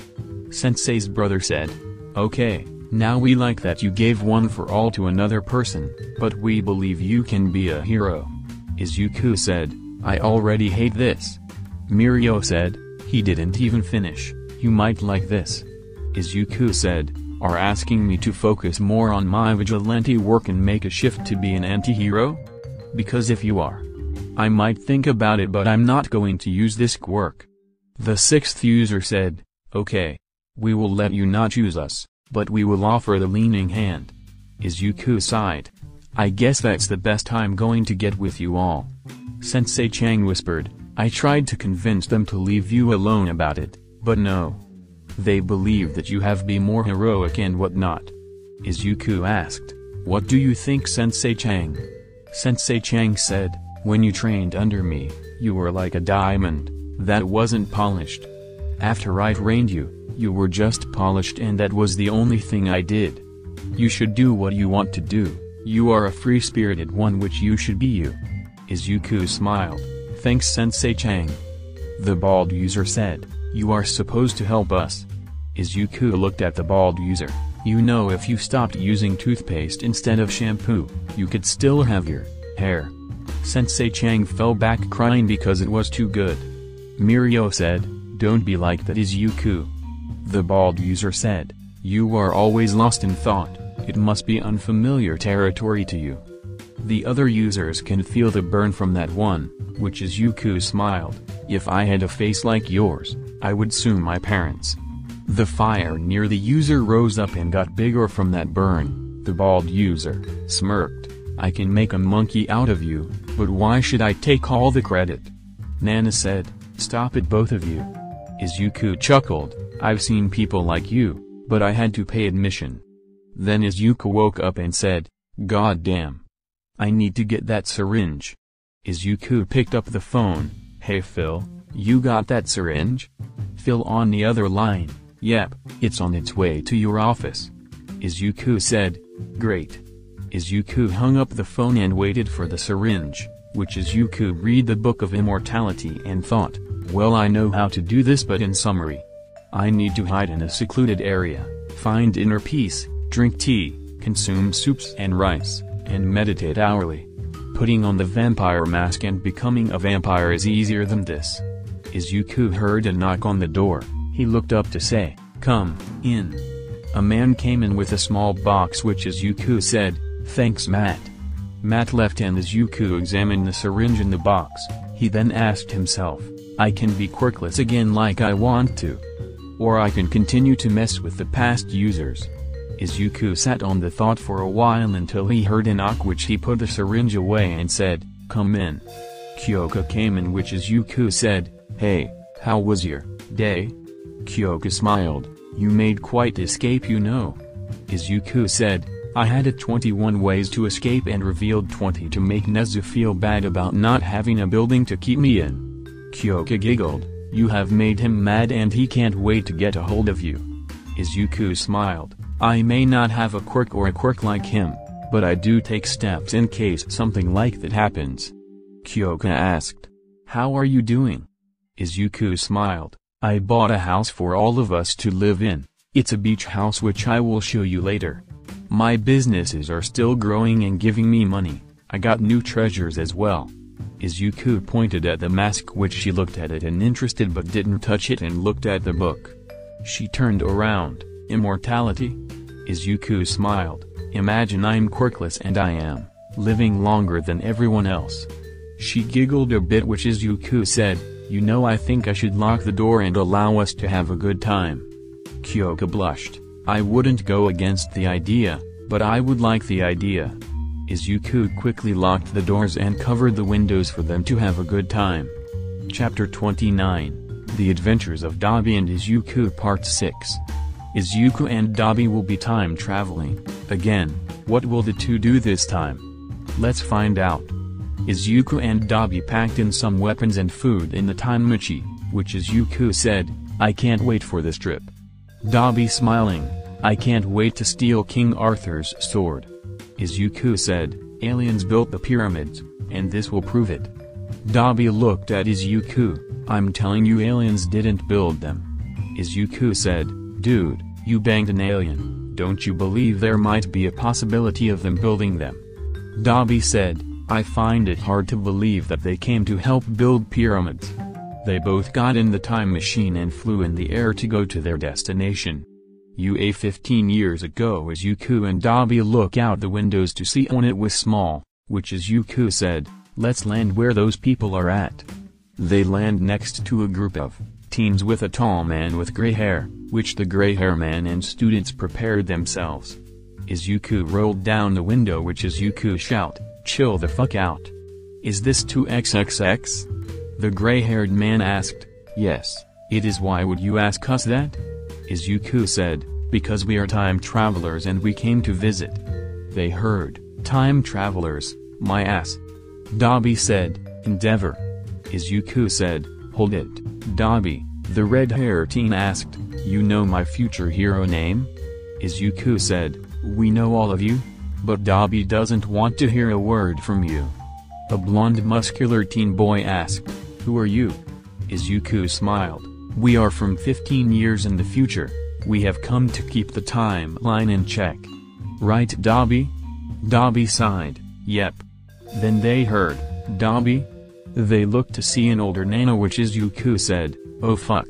Dabi said, hello Nana. It's been a while. Nana asked, you're a time traveler? Dabi sighed, yeah. Nana asked, can I speak with you in private? Dabi nodded which Izuku said, while Dabi talks with Nana, I'm going to reveal myself. I'm the anarchist, the one keeps the timeline stable and protects the world from destroying itself. Enji asked, the anarchist? That sounds like a villain name. Izuku smiled, I like to think of myself as an anti-hero or kind villain, but thanks for noticing. The gray-haired man attacked Izuku at great speed but Izuku didn't take damage. Izuku grabbed the man's leg and threw him around. Izuku punched him to say, quit your shit Gran Torino. Gran Torino said, we are not listening to a villain. Then the blonde muscular teen punched Izuku with a lot of force, but Izuku took no damage which Izuku grabbed his broken arm and moved it around in uncomfortable ways. Izuku said, let me explain first. Gran Torino said, fine. You have our attention. Izuku let them go which he said, thank you. Where was I? Oh yeah, we are going to look around and make sure everything is the way it's supposed to be. Everyone looked at him like he is crazy but then, heard, what is your quirk? Izuku looked at them in seriousness, plot armor. A blonde skinny teen with sunglasses asked, really? Izuku said, nope, I'm not revealing shit to any of you because it would ruin the surprise in the future. Izuku looked around to see a teen girl with dark purple hair, sky blue hair, and revealed a sadistic smile which he went up to her to ask, Nimri? Nimri asked, you know me? Izuku held her hand, yes. You are my friend with benefits and an amazing hero. Nimri blushed and a black long-haired teen asked, "What are you doing?" Izuku said, "Me and her have a sadistic version of Romeo and Juliet in the future. Even if she is 15 years older than me." Everyone around the two were scarred from hearing those words, which he said, "You haven't aged much since then." Gran Torino said, "Stop flirting with my students." Izuku said, "Fine, I flirt with a recovery girl instead." Gran Torino's vein popped out, which Izuku laughed, "Just kidding." Izuku looked around to say, "Well, I can answer some questions if you want." The blonde muscled teen raised his hand. Izuku pointed at him. "Yes, Yagi." Yagi asked, "Do I become the symbol of peace?" Izuku sighed. "Yep, and the number one hero." Yagi asked, "Why don't you seem happy about that?" Izuku said, "That will ruin the future, if I told you." The blonde-haired teen with sunglasses raised his hand. Izuku pointed at him. Hisashi asked, "I'm a great hero?" Izuku smiled, "You are a great hero, but I'm more of a fan of your radio show."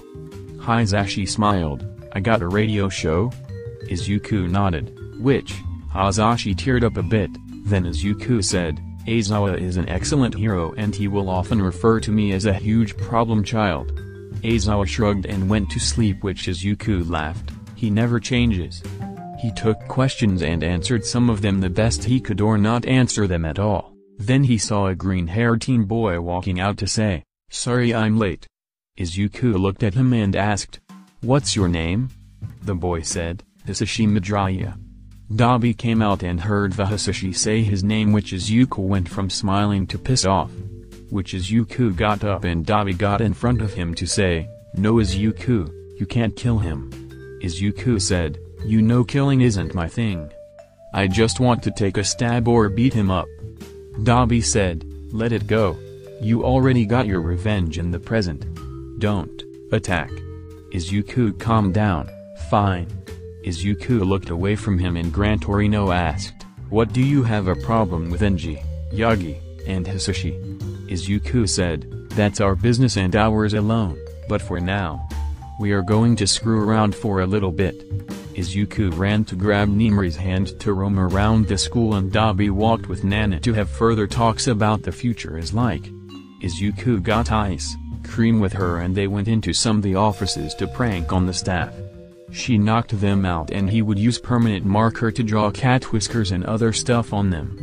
They went to the roof of the building to look at the clouds, which she asked, "What is the future truly like?" Izuku did a grim smile. "It's fine, but if you were a quirkless teen like me." "It truly isn't." Nimri looked at him. "You're quirkless?" Izuku continued smiling. "Don't tell anybody, it will destroy the timeline, okay?" She nodded and Izuku continued, "You see, quirkless people get bullied, abused, and thrown around like garbage on a daily basis. I was lucky that my mom continued to love me, but she didn't believe I could become a hero, and when my idol told me I couldn't be a hero, I was heartbroken, but I got stronger and helped made technology which were made by quirkless and mutant quirked people. The mutant quirked people are the only other people who understand our pain and struggle. My father left me and my mom when I was revealed to have no quirk."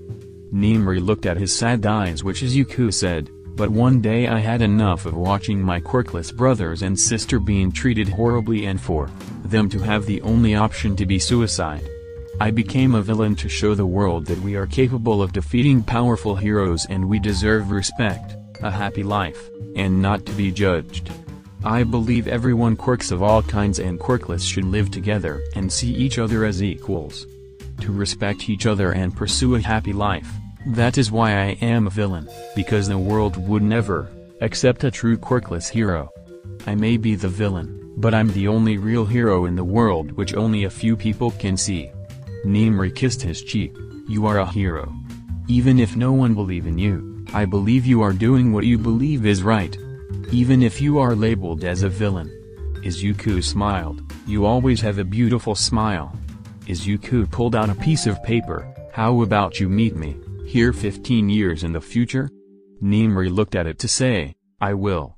They looked at each other for a minute, then they kissed. Then Izuku said, Dabi is probably waiting for me in the time machine. They got up, which Nimari said, I will be waiting for you. Izuku said, I'll be there. Izuku jumped off the building to activate the glider mode in his suit, which Dabi yelled, come on. I want to steal King Arthur's sword. Gran Torino and Nana stood next to the time machine, which Izuku landed in front of them. Izuku turned to them to say, don't worry Nana, Yagi almost kills All for One in the future, but he is alive, which All for One is my stepdad. Izuku jumped in the car and took off before they could get him. Izuku laughed and Dabi said, I banged Nana again, but we used protection this time. Izuku laughed. I took Nimari's first kiss. Dabi asked, what did your future self tell you about your 5 future wives? Izuku said, my goal is to go beyond. You might have to call me Ashketum because I'm going to catch them all. Dabi said, Izuku no. Izuku said, Izuku yes.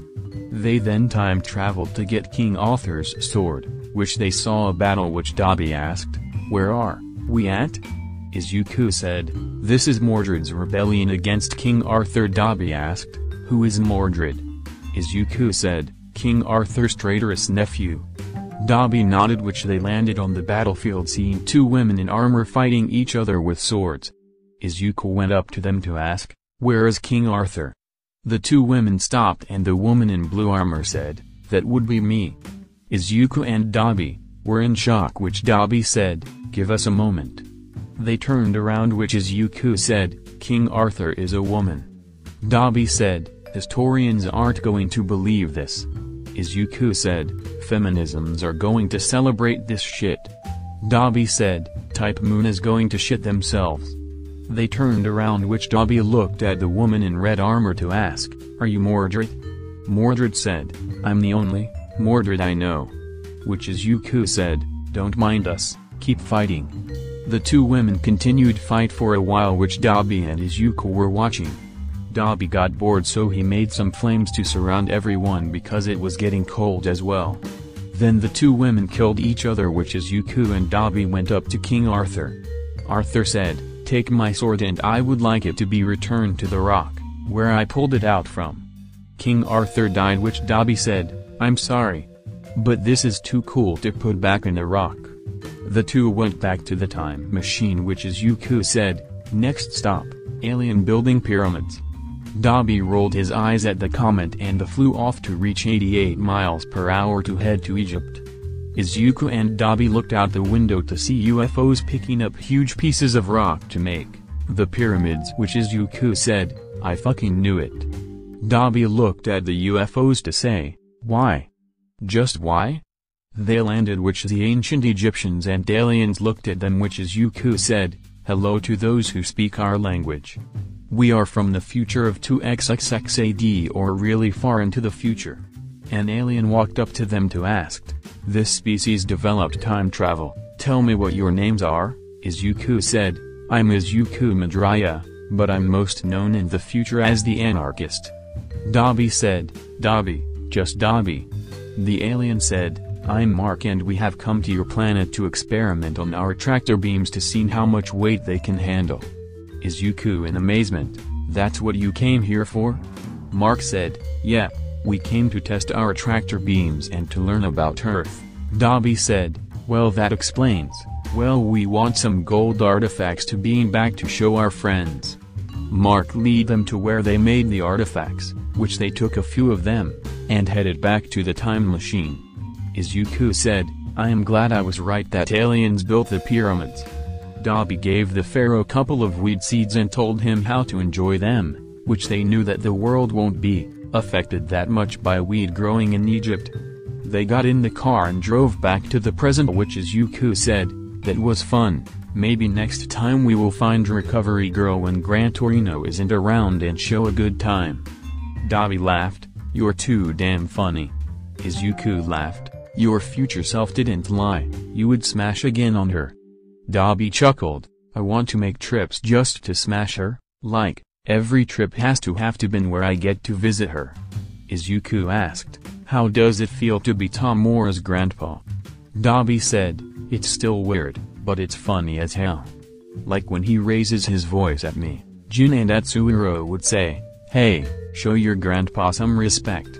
Izuku laughed his ass off while they were unloading the cargo, which Izuku said, "Mark was a good alien. I wish to know which planet he was from, so we can look at it through the telescope."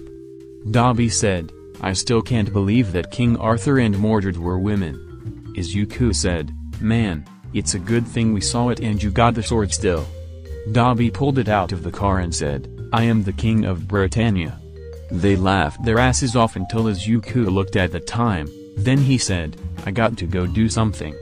Izuku left, to go to a French restaurant. He opened the door and sat to wait on someone.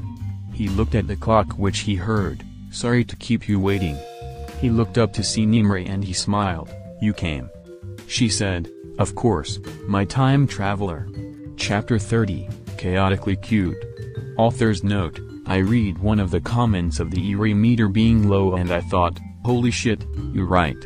So, we are going to bring back our little ray of sunshine, which Izuku will accidentally show her some of his business. But that will be a secret between the two and Izuku will make sure she isn't harmed. Also, you wouldn't see anything posted until Monday afternoon or evening. Let's do this. Izuku went to pick up Eri to let her have some fun outside Kai's base, and Izuku had some time to make this an all-day thing. Izuku took her to the beach to build sand castles, which they built a big sand castle and he taught her to swim. Izuku was being a proud godfather that she learned so fast. Everyone else looked at Izuku like he was a proud father. Eri's sand castle got washed away, which Izuku said, "Don't cry, that's the fun of sand castles.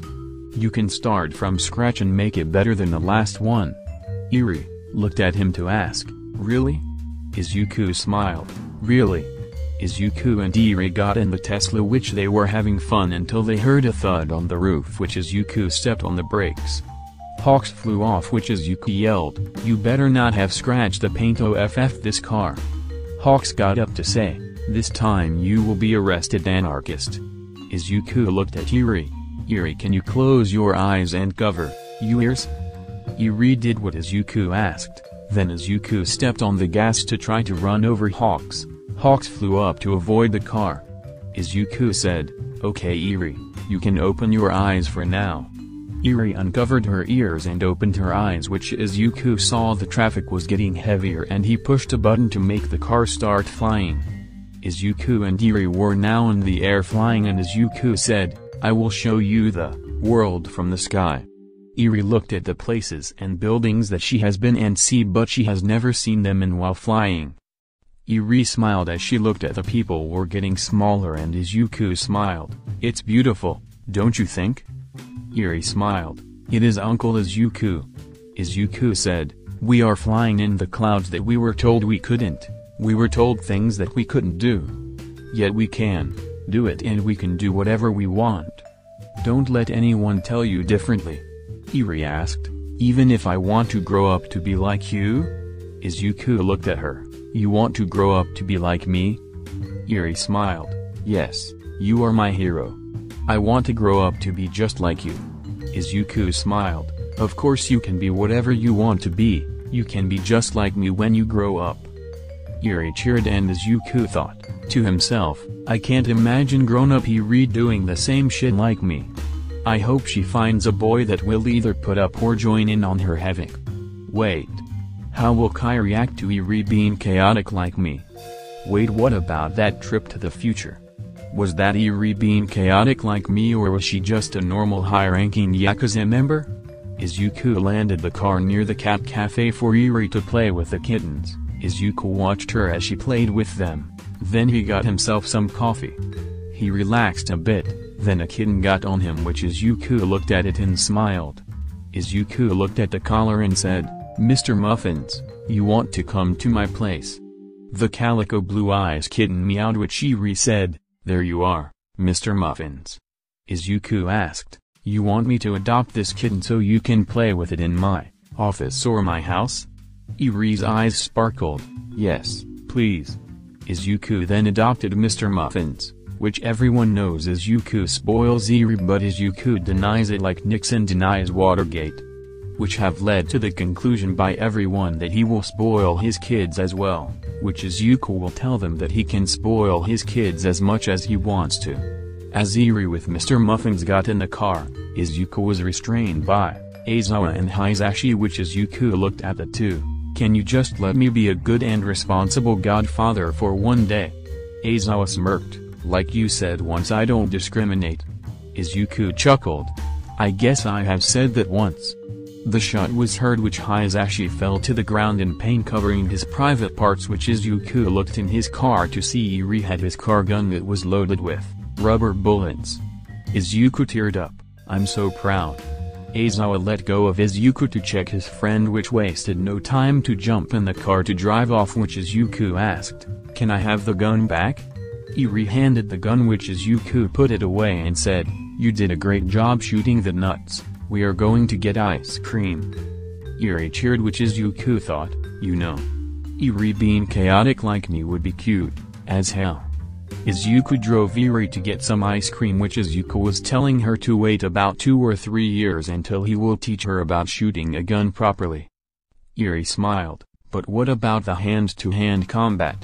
Izuku chuckled, "Maybe in 1 year, but let's have some fun for now. What do you say?" Eri cheered, and they were driving along until Izuku had to stop at the stoplight.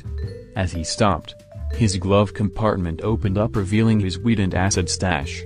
Eri asked, "What is that?" Izuku said, "I will teach you about that when you get older. When you become 12. Eri pouted, and Izuku closed the glove compartment and thought, "I need to get a lock on that." They continued their way, which Izuku asked, "Are you having a fun day?" Eri said, "Yep." Izuku said, "Before I take you home, don't mention that I allowed you to shoot the gun and that there is stuff in my car." Eri nodded, and Izuku took Eri back, which Izuku flew into his new house's garage. Izuku said, "I'm going to enjoy this." Izuku brought Mr. Muffins inside the house, which Melissa and Kyoka loved him. Izuku then laid down on the couch to watch the news, which the only thing on the news about him was that he escaped Aizawa and Hisashi. Which Izuku was more interested in the stocks because he paid a person on the inside to give him some information on the future forecast in the stock market in Japan. Izuku learned that something unexpected will happen to a certain stock he now owns. Izuku then watched as these new pieces of stock he owned skyrocketed by over 10,000%, which Izuku smiled as it happened. Izuku laughed a bit, which Sensei came in to asked, "You okay?" Izuku said, "Yeah, Dad, my information was right and my new stock I bought just skyrocketed by over 10,000%. I'm very pleased about it, as you can see." Sensei chuckled, "I'm going to teach Tamura about stocks tomorrow. You want to help?" Izuku smiled, "Yeah, I'll help my big brother about the stock market and how to cheat them my way, and you can show him your way. He will develop his own way from the combination of the two." They two agreed to it, which then Kai called Izuku to tell him he has an emergency to deal with and Izuku must watch her tomorrow. Izuku looked at Gon, which Izuku said, "I guess I'm going to teach 3 people about how I do stocks tomorrow." Next day, Izuku picked up Eri. He had gone with him, then he waited on Tamura after he was done with Sensei's version of doing it. Izuku and Sensei had similar ways of doing it. The differences was where they got their information from. Sensei had an unknown source from which Tamura learned about, and Izuku bribed people in the stock market and government officials for the information. Izuku saw Tamura and asked, "You ready to see how I do this thing?" Tamura nodded. Gon knew what Izuku was going to do, but he was taught from words and never seen it in action, and Eri was interested in what Uncle Izuku did. Izuku went to an expensive cafe, which Tamura asked, "What are we doing, if I may ask?" Izuku smiled, "You see, I get my information here. I'm doing something illegal and getting away with it in plain sight." A man came in to sit across Izuku to say, "Good afternoon, Mr. Midraya." Izuku asked, "Having a good day?" The man sat down to say, "Yep." Tamura noticed that Izuku brought a suitcase that looked exactly like the man's suitcase which they enjoyed their coffees, which Izuku grabbed the man's suitcase and the man grabbed Izuku's suitcase. The man left, which Izuku said, "This is only the first step." Gon and Eri were watching while enjoying the milkshakes they got. Another man came in with another suitcase just like the one they got from the first man. They talked and then made the trade and they left. Izuku said, "You see Tamura, I allow the two men to trade with each other without being near each other, and this suitcase from the last guy is the information they copied an hour ago. They will usually do this with my men every couple hours, and we allow them to do insider trading without getting caught in the act. The end result. I get information from almost every business predicting what will happen in 12 hours after they are handed to me." Tamura in shock, "Every business?" Izuku chuckled, "Yeah, every business in Japan." They got warped to his office, which Izuku opened the suitcase, and looked at it and said, "I should invest in copper and silver in 2 days because there are new mines found in Africa and South America that are about to hit the market." Tamura asked, "Why not invest in gold?"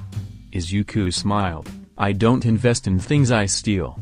I have a vault for my gold I steal, after they have been melted down and put back into the system but under my name." After a while Izuku brought Eri and Gon to play at the park, which Izuku noticed Koda was there too. Izuku decided to pull out a newspaper to hide myself behind, which the newspaper was from 2 days ago. Which as he was reading until he dozed off for a little bit. Izuku's mind. Izuku stood in the darkness to say, "Every time I doze off, I end up here, can't I do normal things for once?" Mirio said, "Nope." Izuku said, "So let's see what I want to do this time." Nana asked, "Why are you like this?"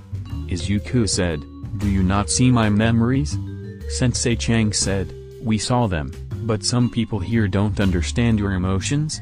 The sixth user said, "I understand your emotions and pain because I was quirkless just like you before I learned I had a quirk at age 40.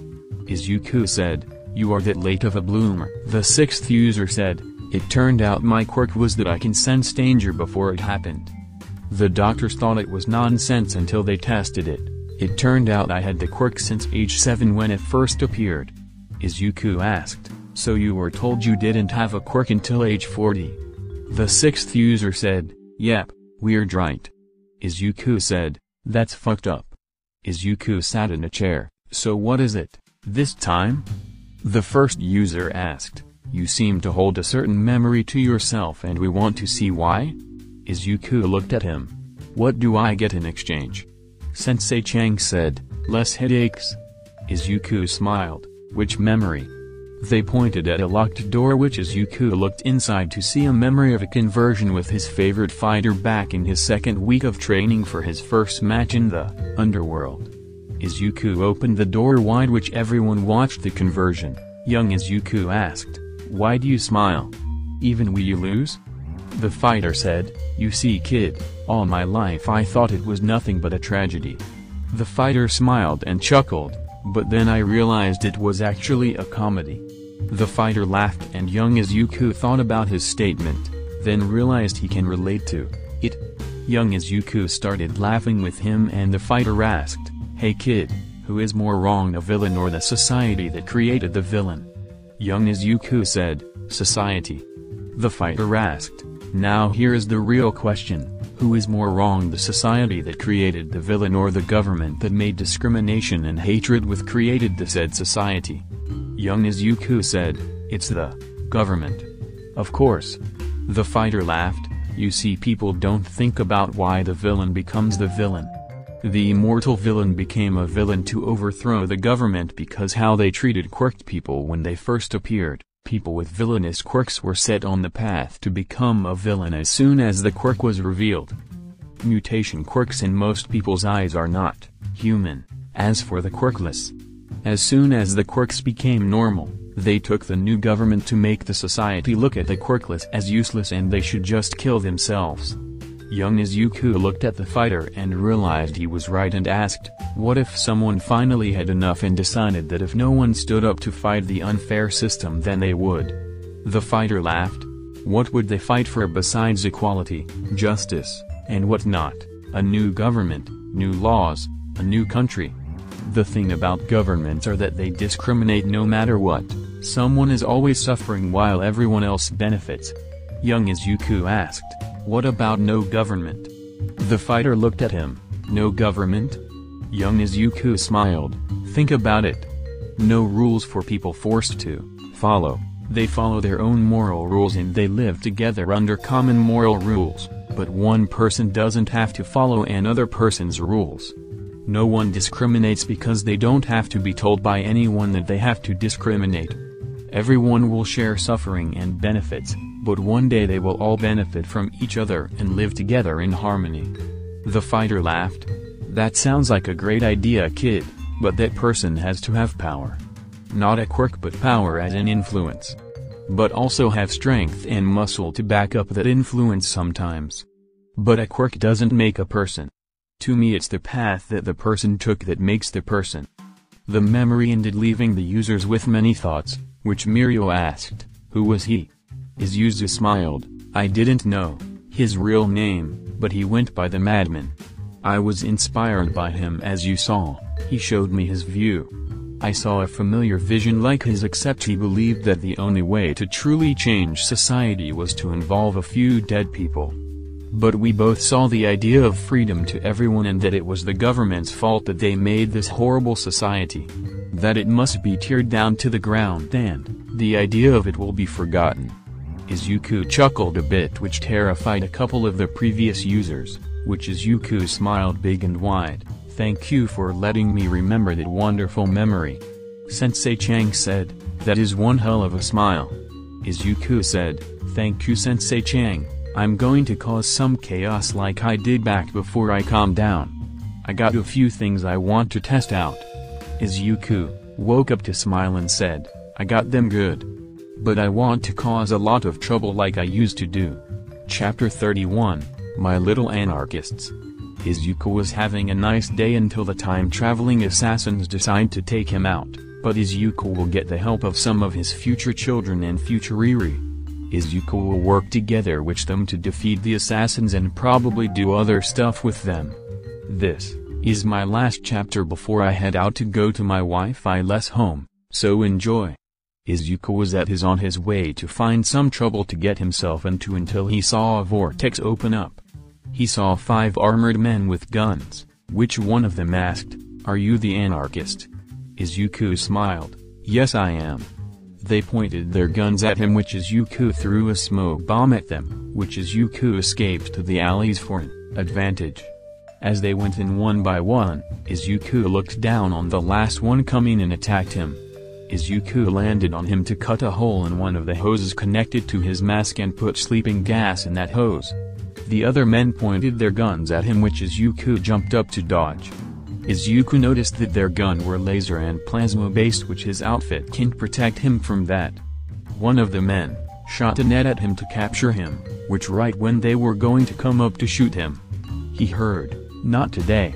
He saw a woman and 7 kids jump down from the surrounding building to attack the men who attacked him. Izuku pulled out his butterfly knife to get himself out and joined in on the fun. The group of 9 started beating the 4 remaining men, which when they passed out, Izuku looked at the 8, who are you, if I may ask? The white hair, red-eyed with a horn, wearing a plague mask like overalls with a coat like Izuku's and dress shirt and pants said, Uncle Izuku, we saved you. Izuku asked, Eri? Eri said, yes Uncle Izuku, it's me from 15 years in the future. Izuku smiled. You have grown up a lot. I'm proud. Eri chuckled, thanks Uncle Izuku. Izuku asked, who are the rest of you kids and who are these guys? Eri said, let's tie them up first, you get the armor and weapons, and we talk about this in your office. Izuku chuckled, you are super smart too, who taught that? Eri said, you silly. Izuku teared up a little bit, I taught you well. The 9 tied the 5 men up, they warped to Izuku's base. Izuku dropped the weapons off at the workshop, put the 5 men in the new warehouse bus, and got to Izuku's office. Izuku sat down. I have a feeling you seven are some of my future kids. The seven nodded. A girl wearing glasses had blue eyes, green hair, wearing a brown leather motorcycle jacket with a black t-shirt and black jeans said, I'm Emily, I'm quirkless, and I'm known as Red Hood. A boy with blonde hair with glasses, green eyes, a black leather overcoat, green dress shirt, and black dress pants said, I'm George, my quirk is Dragon's Breath, and I'm known as Dragon.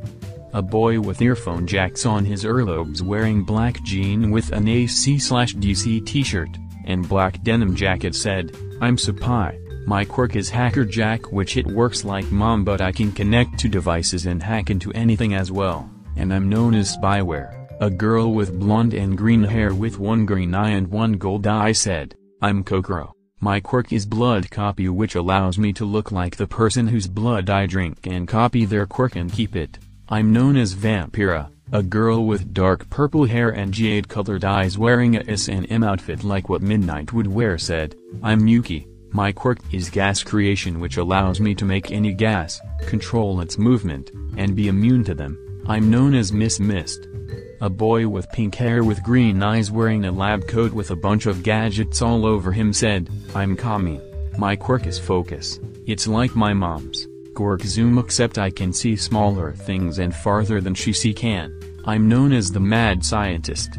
Finally, the last one was a green girl with vines and flowers on her hair with a red leather trench coat with black dress shirt, high heel boots, and sunglasses on said, I'm Seicho, my quirk is Plants, which is like Mom's quirk Vines but I can grow and control all plants and make plant monsters.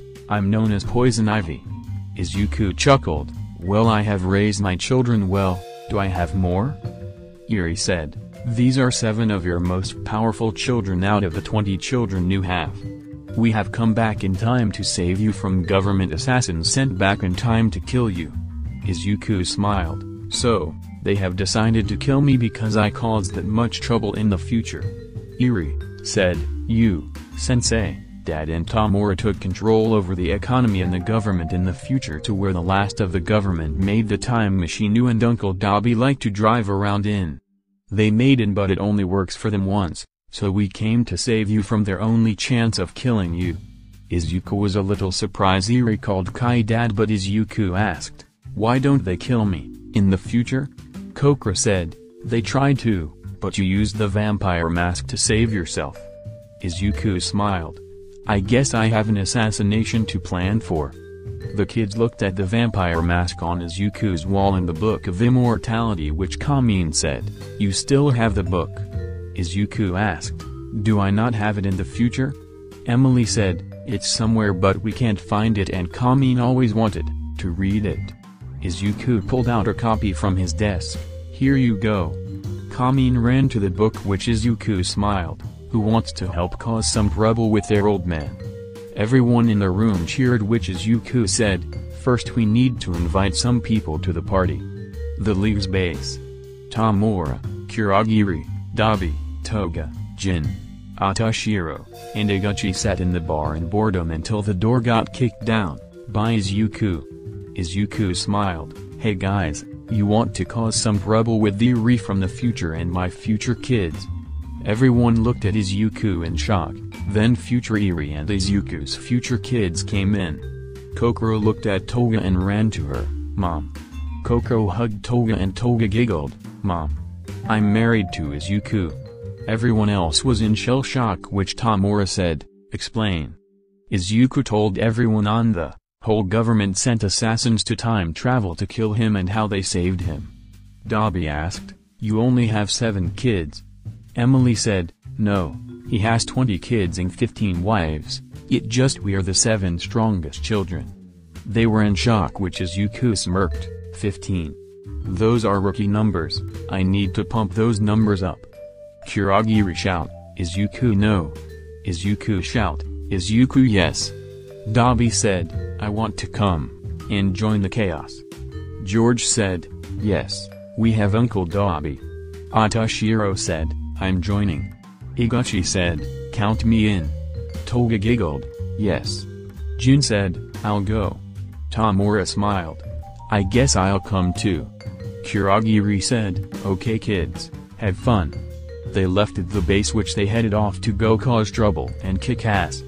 Emily put on her red helmet and got on her motorcycle. Izuku let her borrow. Izuku brought the Firebird for Dabi, George, Eri, Toga, and Kokoro, and Iguchi was in his van with Atsuhiro, Sapai, Tamura, Kami, Seicho, Jin, and Yuki. Kamino Square. They arrived at the square which Eri checked the event would cause any problems to the timeline. She saw that they actually have to be there to kick some hero ass. Izuku looked at it to say, "How convenient." Kamin pulled out a gun to shoot at a building which the build shrank to where a person could pick it up. Izuku went up to him to ask, "You mind if I ask for blueprints for that?" Kamin said, "Sorry dad, but I'm not allowed to." Izuku nodded, "I understand." Sapai plugged his earphone jack into a light pole and caused a blackout on the entire city, which Izuku laughed, "Impressive." Emily challenged Izuku into a shooting competition, which Izuku asked, "Why?" Emily smiled, "Because you said that no one could beat you in a shooting competition at age 16, I want to see if that's true." Izuku smiled and shot one rubber bullet that took out down 5 police officers without looking. Emily in shock, "I can't that." "How?" Izuku said, "I'm the best in Japan, I can beat snipe in a shooting competition." George was showing off his flames that come in different colors, which each color represents different heat levels, and Dabi joined him to set stuff on fire. Kokoro explained her quirk to Toga and Tamura then showed off all her different quirks. Tamura was impressed and Toga was in awe, while Yuki made sleep gases and other gases to show to Atashiro and Jin, which they were impressed. Seicho was making plant monsters to run around and causing damage, which Izuku smiled, "This is fun as hell, what do you all think?" Eri laughed, "Yes, it is Uncle Izuku, but where are the heroes?" Kamin looked at his device and saw that there were army men and heroes coming in. Izuku saw them and said, "Let them have it." The League, Eri, and Izuku's children charged at the force without hesitation. Seicho made big plant monsters that are similar to Namas, but she can control them to attack the army men. Emily and Izuku were having a shooting contest to see who can take down the most heroes. George and Dabi were roasting the incoming heroes and army men. Kamin pulled out weapon to take down helicopters and flying heroes. Kokoro used multiple quirks to destroy many heroes with ease, while Yuki knocking people out left and right. The rest of the league were kicking ass, which the heroes and army men realized they were being slaughtered by them and ordered a full retreat. All Might came in, which Emily said, "You brought an army and All Might." "But we brought a Kokoro."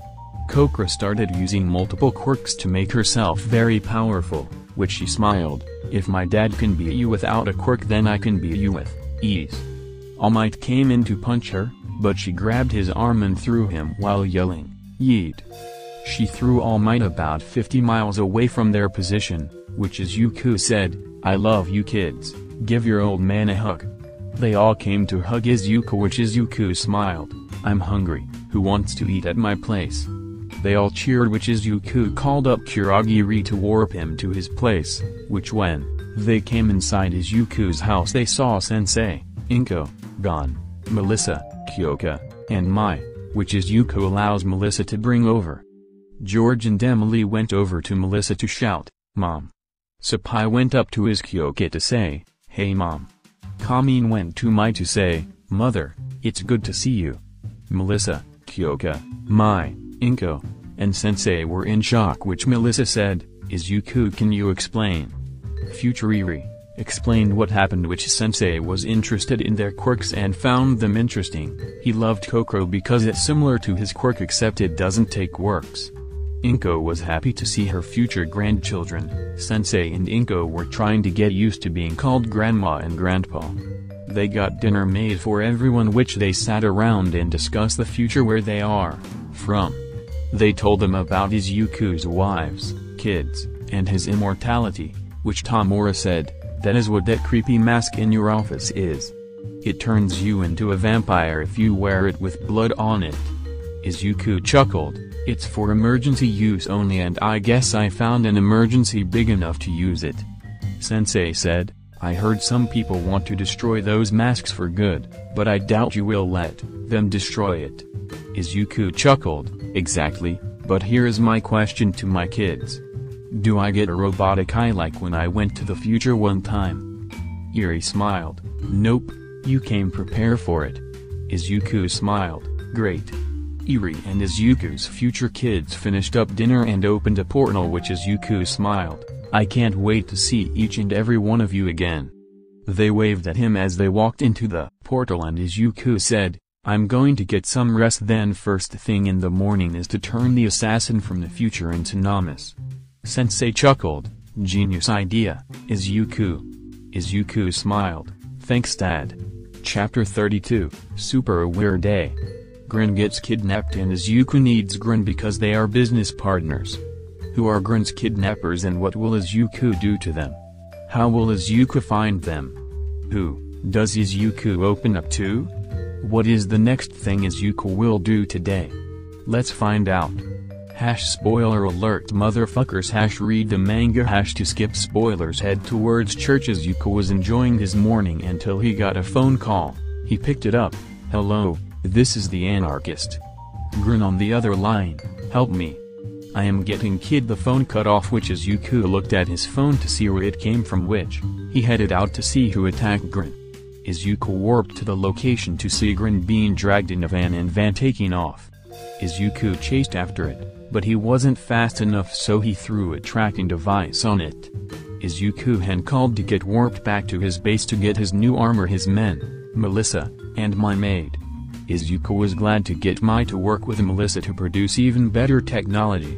The new armor was a new and improved version of the XO2, which got its title XO3. Izuku put the armor on the flight to where the van, which was at a secure building with a lot of men. He notices one of the men. He saw the head of the Naratko, Rikiya Yatsubashi. Japanese is last then first, but since I'm American I believe first then last, came to say a few words with Grin as Grin was escorted in the building. Izuku said, "Motherfucker. I'm going to fuck him up." Izuku went up to the building to kick some ass. The men noticed him and one of them said, "Turn around." Izuku wasted no time and shot all of the men with quirk erasing bullets, then said, "Dumbasses, should have just started shooting." He went up the stairs to enter the building, which everyone started attacking with their quirks. Izuku sighed, as none of their attacks affected him in any way, which Izuku used the minigun he had on the armor to shoot everyone up. The bullets were either quirk erasing or rubber, which took everyone on the first floor down. Izuku then took the elevator, which he went to the top floor. Rikiya was panicking that his guards outside his building and on the first floor were gunned down by one man. Grin laughed, "He is coming to get me out of here." Rikiya in anger, "Who?" Grin smiled, "My business partner. The anarchist." Rikiya in anger, "You're telling me that he can cause this much damage by himself and he will go this far for you?" The door opened to reveal Izuku in his armor. "You bet your ass."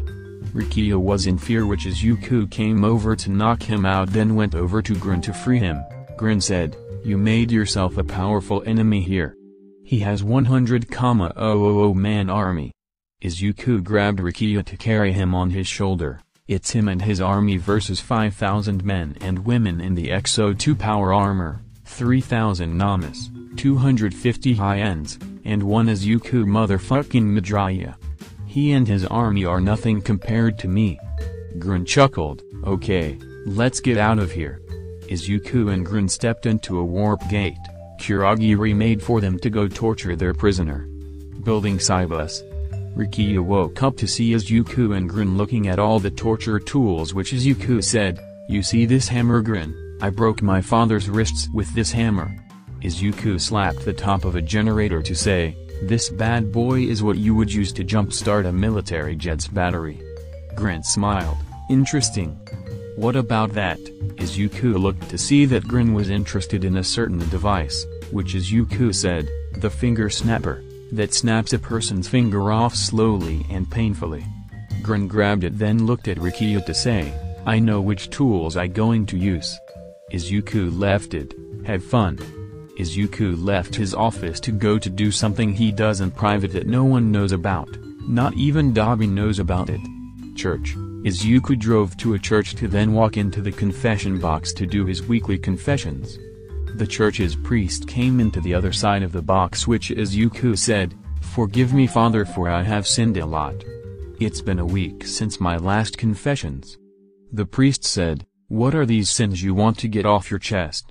Izuku said, "I have been lying to one of my future wives that I would stop smoking weed for a while to keep the baby safe from secondhand smoke, but I've been smoking in private. I have tortured a few people. I saved my business partner, but I erased the quirks of those preventing me from saving him. I have been doing acid lately, and..." The priest said, "Mr. Mirio, slow down. I am trying to process all your sins. Every week you come with more sins, which I'm pretty sure we can make a book about them." Izuku chuckled, "I bet we could, Father Almeida." Father Almeida asked, "Why do you keep coming here, if you are just going to sin again?" Izuku looked at the screen. "I wasn't a religious person when I was younger because of many things. When I first read the Bible, I thought it was just nonsense, but I read Joshua, Matthew, and John. Those are my favorites because I could relate with them a little. But I guess I keep coming back to find comfort that there might be someone is watching over me." Father Almeida said, "Yes, it is comforting to have the Lord watching each and every one of us. He watches me, you, someone who was just born, and the someone's last breath." Izuku asked, "Where was he when my father left me, when everyone went against me, and other things?"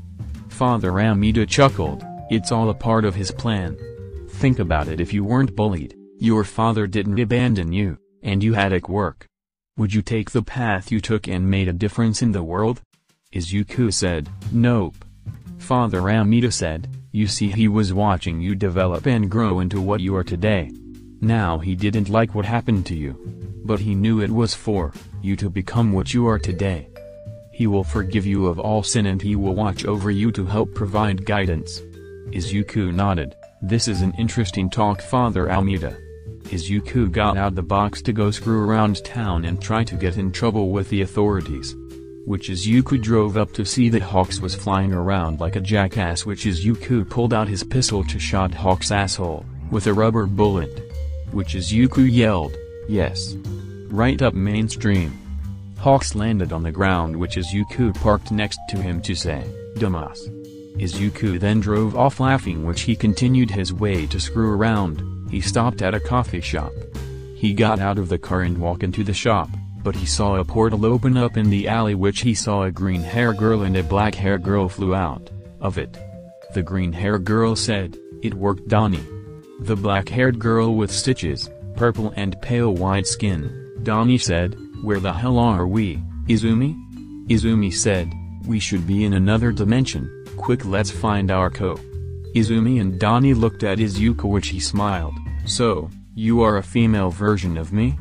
Izumi smiled, "And you're my male version." Izuku called Kurogiri to warp Dabi to his location. When Dabi came, he was speechless. Dabi looked at Izuku. "What the fuck, Izuku?" Izuku smiled. "You know what this means?" Izuku and Izumi giggled at the same time. Izumi smiled. "I will bring the machine to bring my friends to meet your friends." Izuku quickly said, "Come to my base of operations." Izuku's office. Sensei, K, and the rest of the league appeared at Izuku's office, which Izuku and Dabi came out to say, "Hey guys, you are probably wondering why I brought you all here. Well, we are being visited by ourselves from another dimension. Be prepared for them and don't freak out." Everyone was confused, but then they saw themselves but in the opposite genders. Toga looked at her male version, Togo, and they played around with knives. The two senses looked at each other, and left to get a drink because this was too damn weird. Tamura and Tamaru looked at each other like they were scarred for life, while Jin and Jan were admiring each other. Kai and Kim looked at each other in interest but were disturbed at the same time. They went for a drink with the two senses. Izuku asked, "Hey Izumi?" Izumi said, yes. Izuku asked, if we banged, is it incest or masturbation? Everyone looked at the two, then had a debate on the subject, which they headed to Izuku's meeting room to present their arguments. Dabi got up to say, you two are made of the same DNA but are from different dimensions. You are the exact same except by gender, so I conclude that it may be both.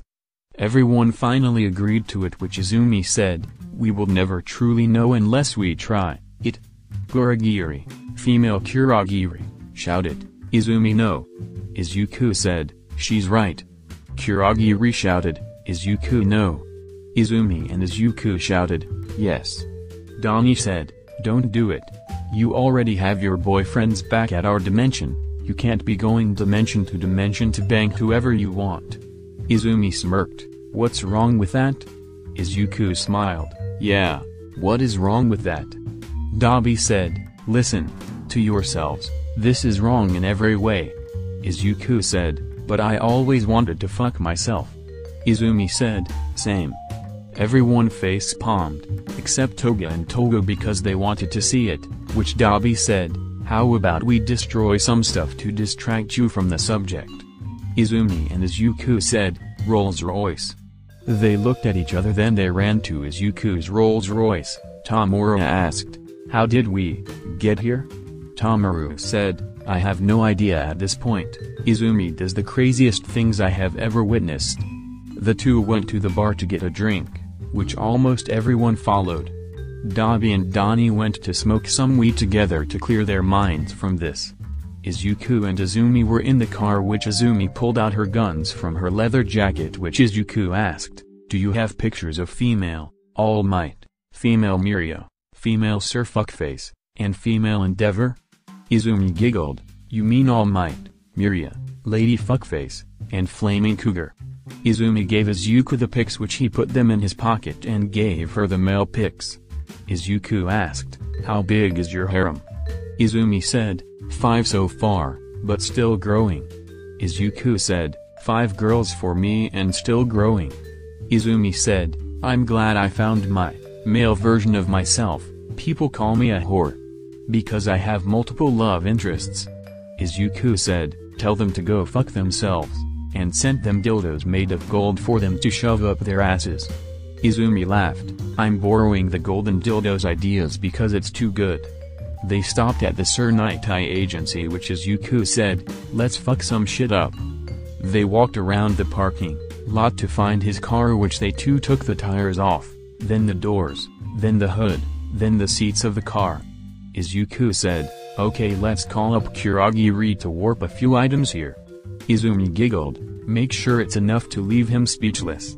Kurogiri warped dildos, some gasoline, matches, a package of pictures of Sir Nightai's ass tattoo of All Might, and Izuku mixtape.